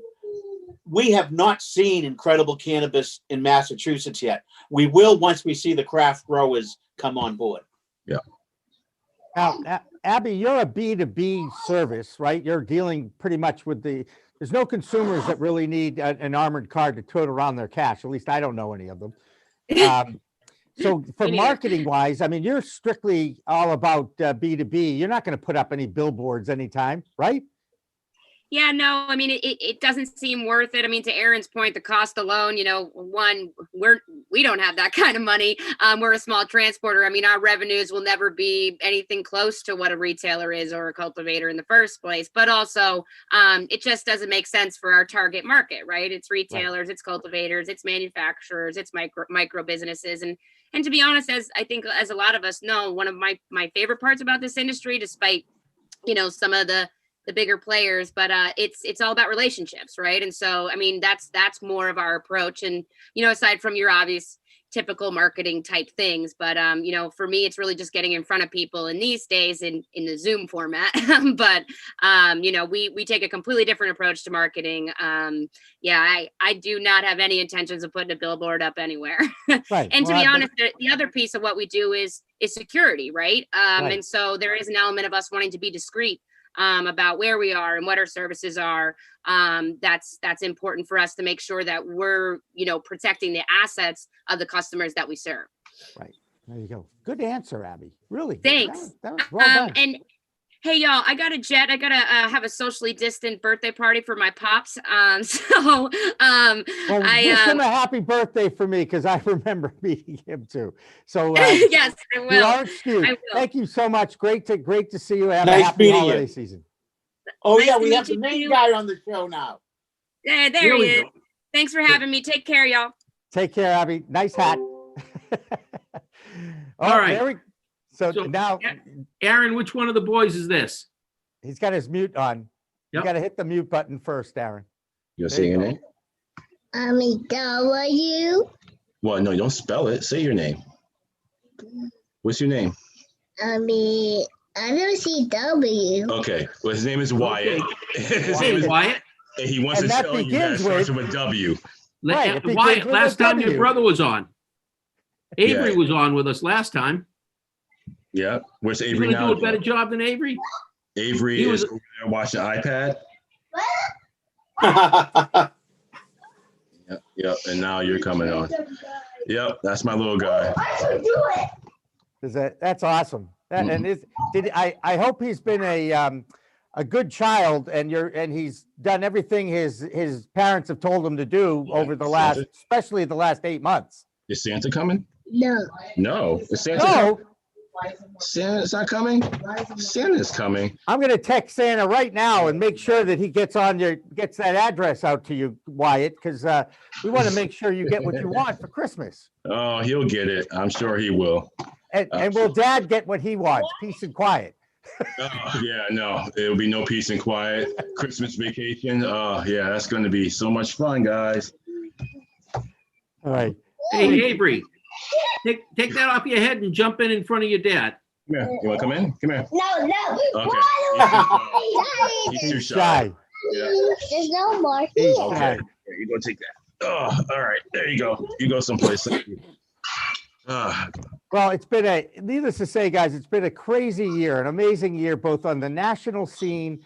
I was talking with Andrew DeAngelo earlier, and I floated the idea of how not just the plant being a medicine and a healer, but it has an incredible role now to play in politics, in the economy, in race relations. I mean, there's an opportunity here to really, I know that Time puts out, the man of the year or the person of the year, as it were. And I just wonder if cannabis will be the thing of the year of 2021. It's not going away now that it's here. And what are your predictions? And as you look forward to the next year, both, I guess, on a local level and as a national level, will we see more countries accept cannabis legally? I mean, Mexico keeps wavering back and forth, and it's right in the middle of the political scene there. Walter, as you look forward in your crystal ball in 2021, I think we were both disappointed that Safe Banking Act didn't pass this year, but you've got to figure at some point, some major thing is going to happen in 2021. As a result of the economy, as a result of the pandemic, you are starting to see locally more communities signing up on board to allow cannabis businesses in their community. You're seeing more local communities, and hopefully even more come 2021, to understand economic empowerment and social equity and what that means. That you really need to promote people that were disadvantaged. There are only certain ways to make money. And this is a new industry, and it's great for people to get involved. And it's good. It's a good way for people to start out in a business. And hopefully it doesn't get swallowed up by the big guys. I think you're seeing a federal government in the same boat as local that needs funds and needs to create jobs. It's a perfect avenue. I think it also creates jobs for people that are having a hard time finding jobs. I know, talking to Netter years ago down in Franklin, 50% of their people were unemployed prior to going to work inside the cultivation facility. There you go. So that, again, there's win-wins everywhere. Aaron, can you predict 2021 for us? I think a major MSO will go under. I believe that you'll see consolidation that will exceed this year. I will also see major Canadian LPs start to retrace on some of their really ambitious sort of footprint projections of just trying to get a license wherever you can and can get it. You're starting to see that now with a number of the big players that are closing up facilities. So yeah, I think consolidation is going to pick up big time this year. I really do. I wouldn't be shocked if you see it pick up all the way through the next midterm elections in anticipation of a potential Senate flip. And there will be a player that goes under. MedMen, if they haven't gone under yet, they should have. So they should be going under pretty soon. That's a poorly run organization. And High Time seems to be just clinging by a thread too, which is bizarre unto itself. Well, David, one of the things you've talked about is the shrinking of capital. Why don't you expand on that a little bit? Well, you saw it this year because you saw like firms like IIPR just go through and just take out everybody's cultivation, essentially doing sale leasebacks. So what's happening is that you'll end up seeing these large cultivators spend $50 million, say, on a massive 100,000 square foot facility.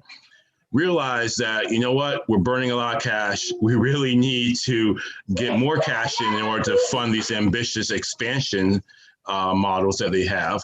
So essentially they're selling off their facility to IIPR. In exchange, IIPR is giving them a massive cash infusion, but they're tying them up with a 20-year lease obligation, of which essentially the operator will now be leasing the property that they once owned from IIPR. And you saw a lot of that happening. I would anticipate a lot more of that happening because capital markets did tighten up this year. They will get loosened a little bit more. I'm starting to see and hear more private equity and VCs starting to get more into this. But they're going to be a lot more selective. And in my opinion, if you're not vertically integrated, it's going to be a lot more difficult in order to get investment capital. They are really looking for vertically integrated. If you're growing something, you better be able to sell it at the same time to an end user to get all those margins, not just wholesale. And vice versa, independent retailers, it's going to be very tough.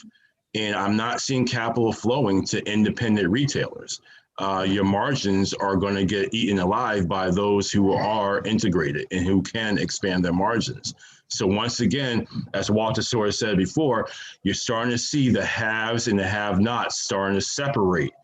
And that's a sad place to be in. And I know everybody's screaming, we want federal legalization. No, I do not right now.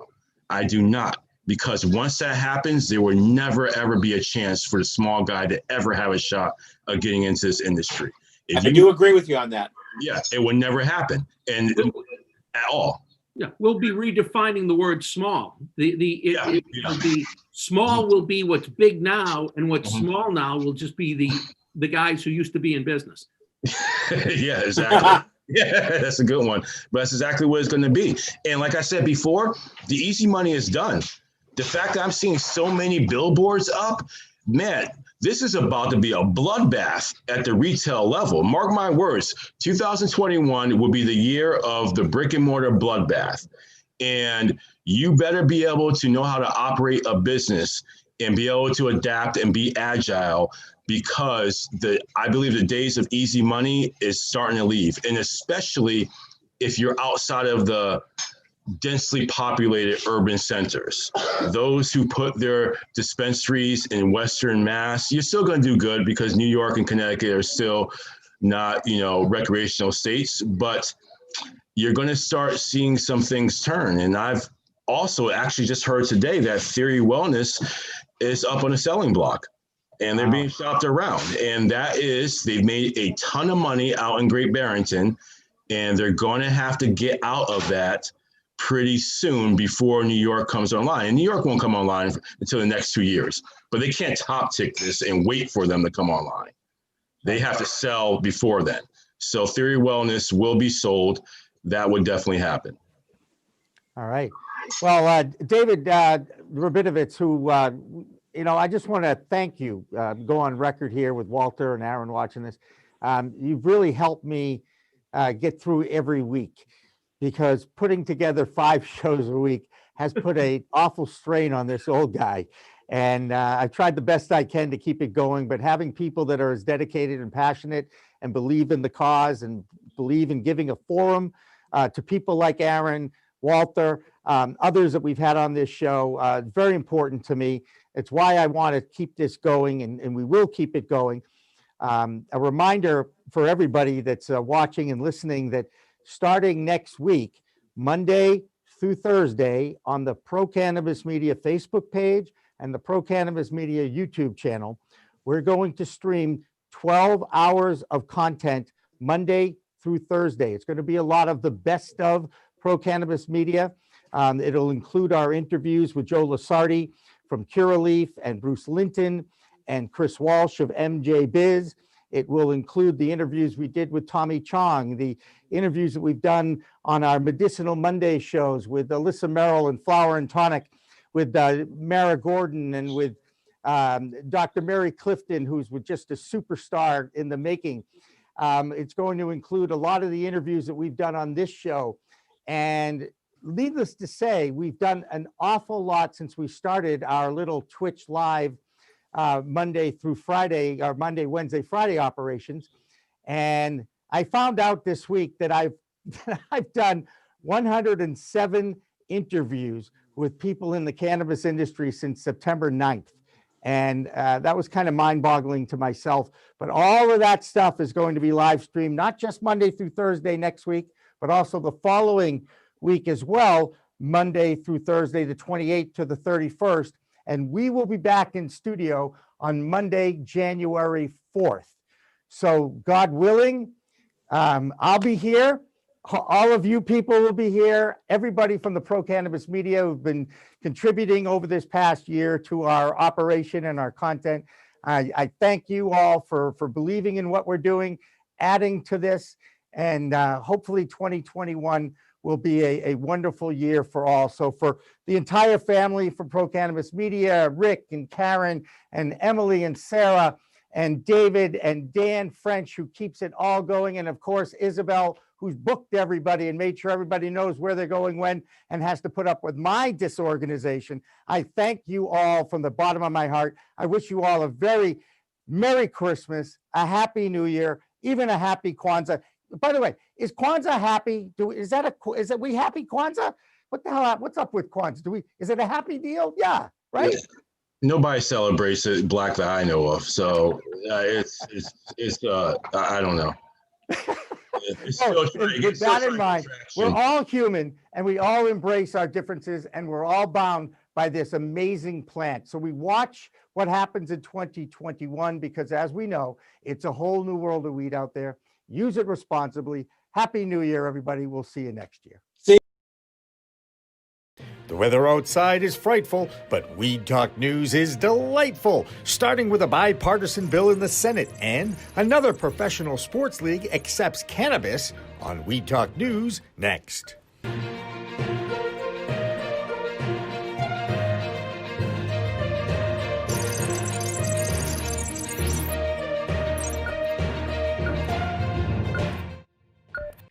Hi, everyone. Welcome to Weed Talk News. I'm Jimmy Young from Pro Cannabis Media.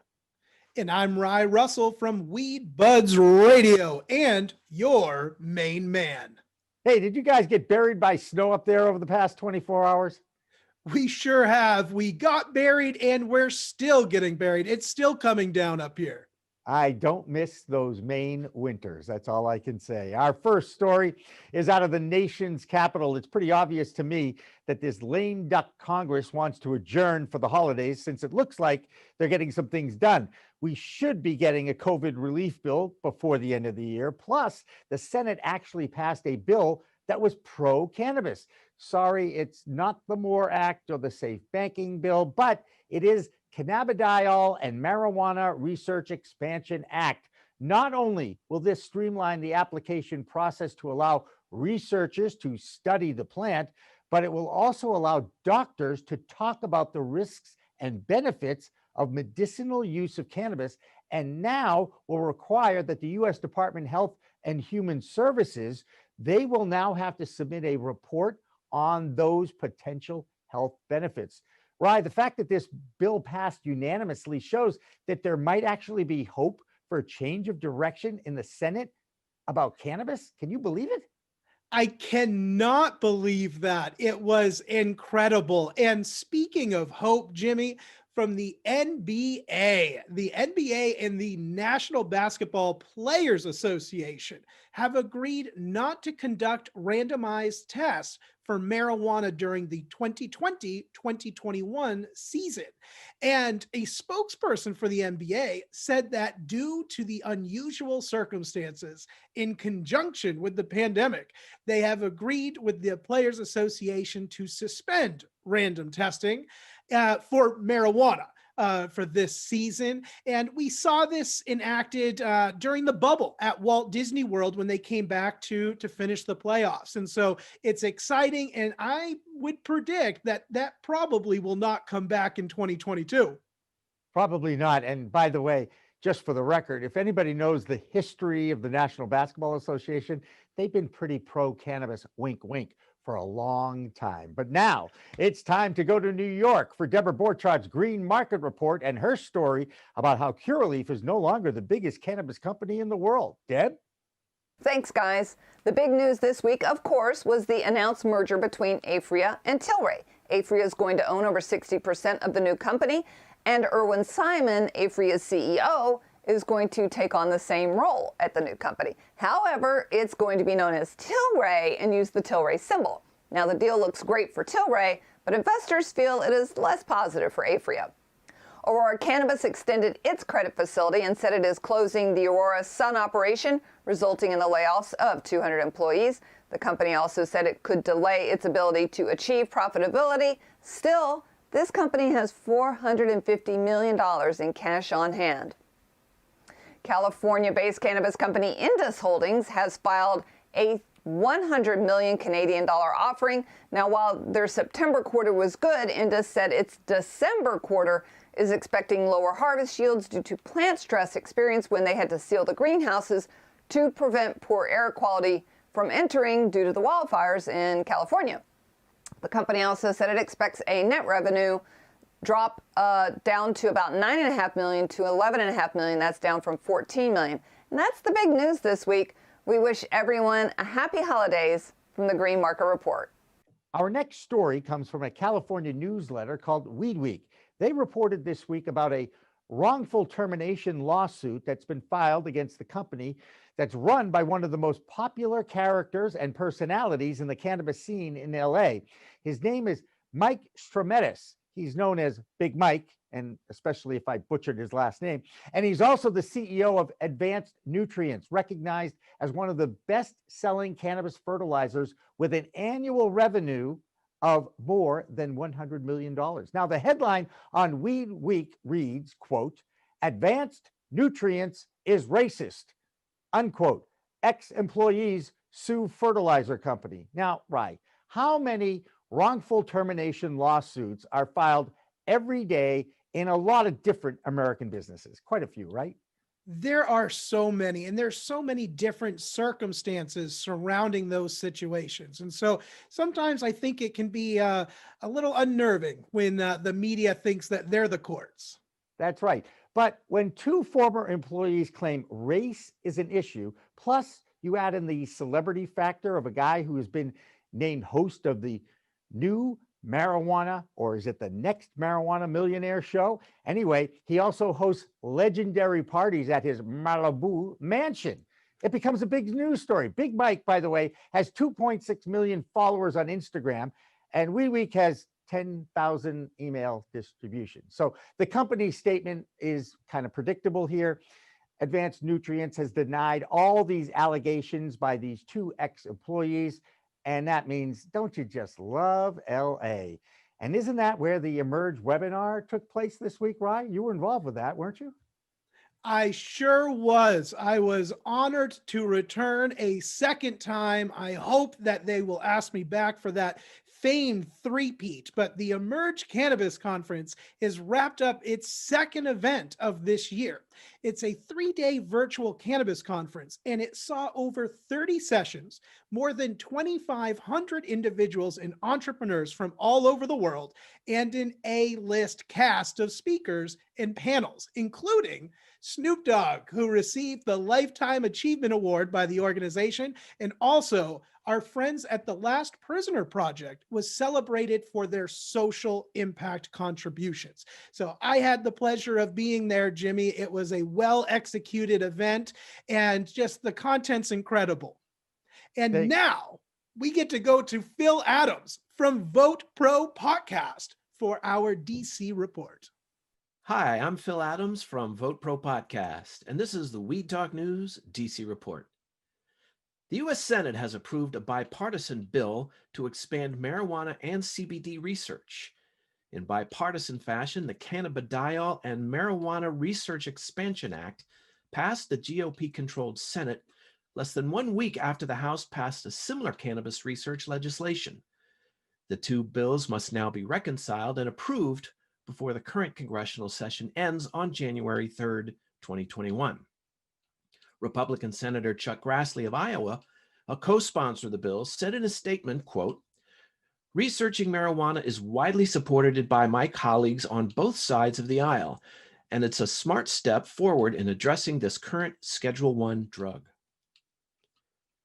A Kansas man who was infected with the coronavirus while in prison tells Congress he felt as if he had been, quote, "sentenced to death for a first-time marijuana offense."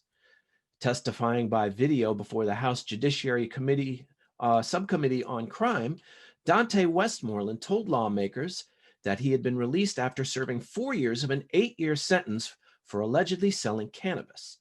The release came after exculpatory evidence came to light, but not before Westmoreland contracted COVID-19. Having since recovered, Westmoreland told the subcommittee he felt encouraged by the spate of successful reform measures in the November elections. At the same time, however, Westmoreland testified that he considered it terribly unfair that he was serving time while others in states across the country were growing, buying, and selling cannabis legally. As Westmoreland lamented, quote, "There I was sitting in prison for allegedly doing the same thing." The Federal Trade Commission announced this week that it is cracking down on companies making deceptive claims about products containing cannabidiol, or CBD. In particular, the FTC is taking action against 6 companies for allegedly making scientifically unsupported claims about their product's ability to treat a range of illnesses, including cancer, heart disease, and Alzheimer's. Dubbed Operation CB Deceit, the action mandates that all companies stop making such claims, and in some cases, calls for monetary judgments. That's the Weed Talk News DC report for this week. I'm Phil Adams from Vote Pro Podcast. Another shocking story about graft, corruption, bribery, and extortion right here in Massachusetts. The former chief of staff of disgraced former Fall River Mayor Yasiel Correa has pleaded guilty to extortion, bribery, and making a false statement to authorities. This stems from a cannabis company that was looking for preferential treatment in exchange for a host security agreement in Fall River. This is, of course, the first step in the licensing process in the Bay State. You have to get the host security agreement. Now, Geneva Andrade of Somerset entered a guilty plea in this case in Massachusetts. The former mayor has pleaded not guilty, and he goes to trial in February of next year. But I bet you know who will be the star witness in that case, right? Well, I have some positive news. Verano Holdings, which is a large multi-state cannabis operator, has announced that it will be seeking to go public on the Canadian exchange sometime in early 2021. This filing, and with the addition of a merger with Alternative Medical Enterprises, will move Verano Holdings up to one of those top 3 largest cannabis operators in the nation, which is poised to be over a $15 billion market by the end of this year. So it's exciting to see a lot of great industry moves being made. And with the Canadian Stock Exchange, I think we should toss it over to Solomon Israel from Marijuana Business Daily's International Canadian Report.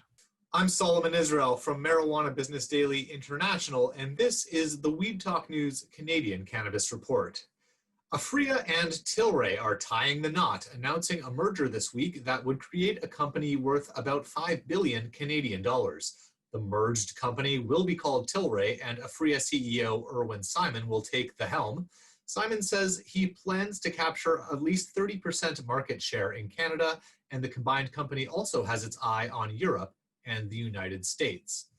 Aurora Cannabis has cut more than 200 jobs, the latest round of layoffs this year. The company cut production at its enormous Aurora Sky facility in Edmonton, Alberta, as it grapples with an industry-wide oversupply problem.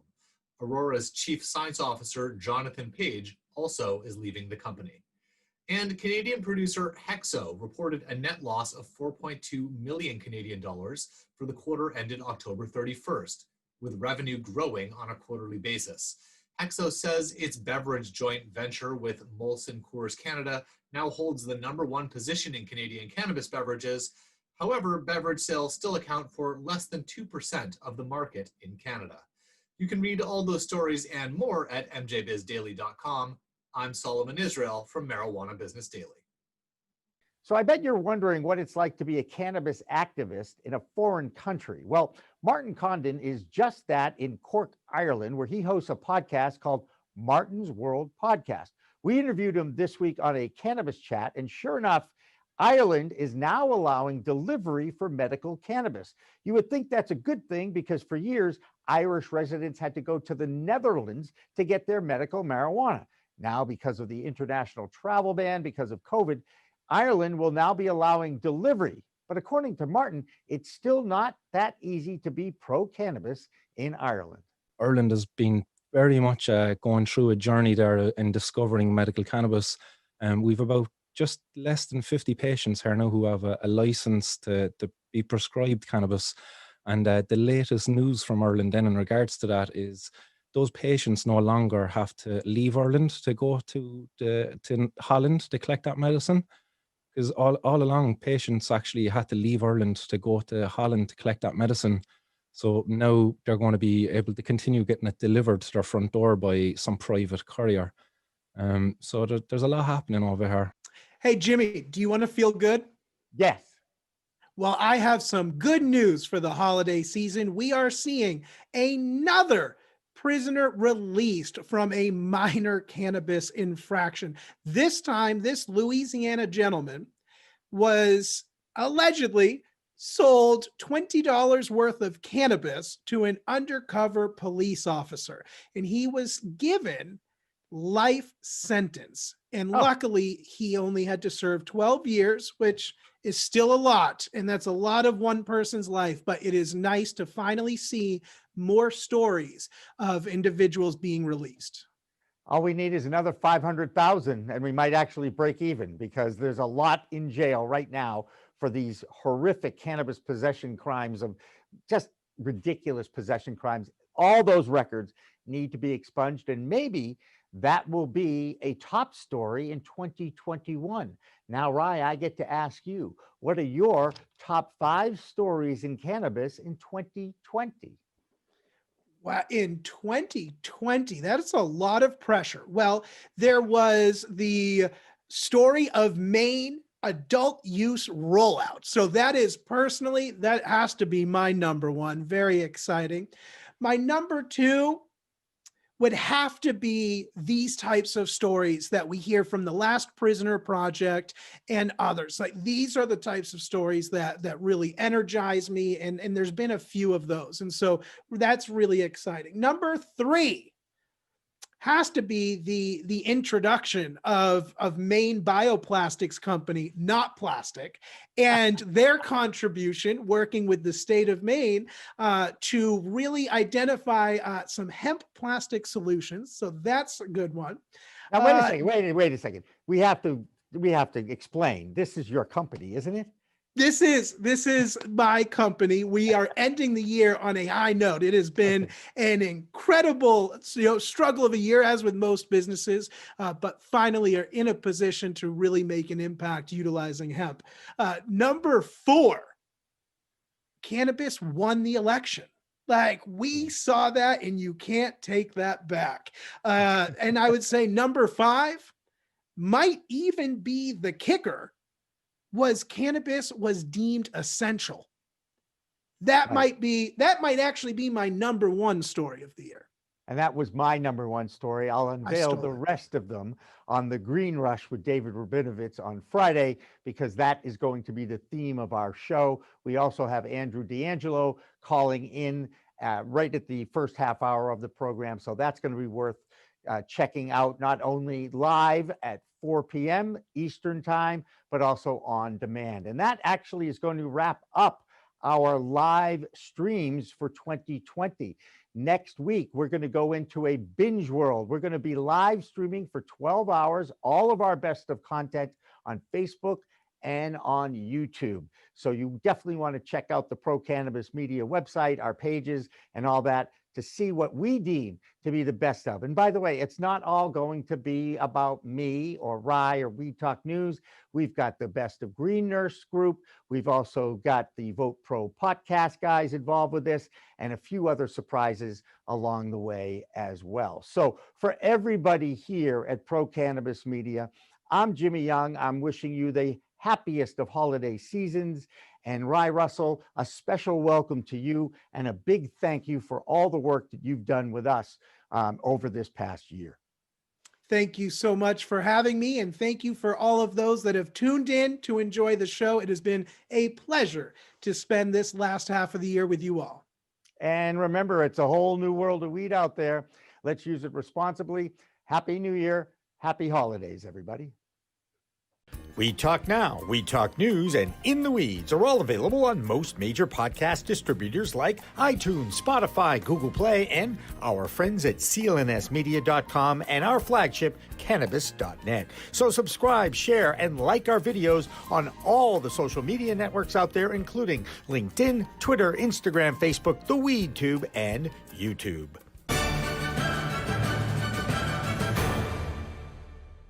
Weed Talk and In the Weeds are 2 productions of Pro Cannabis Media, supported by Revolutionary Clinics, one of the top medical cannabis dispensaries in the Massachusetts area, now with 3 locations in Greater Boston, 2 in Cambridge and 1 on Broadway in Somerville. Rev Clinics has a patient-first mission. They will customize your needs as a medical patient with the proper titration and combination of strains, flavors, and products. Rev Clinics, where the patient comes first. We are Pro Cannabis Media.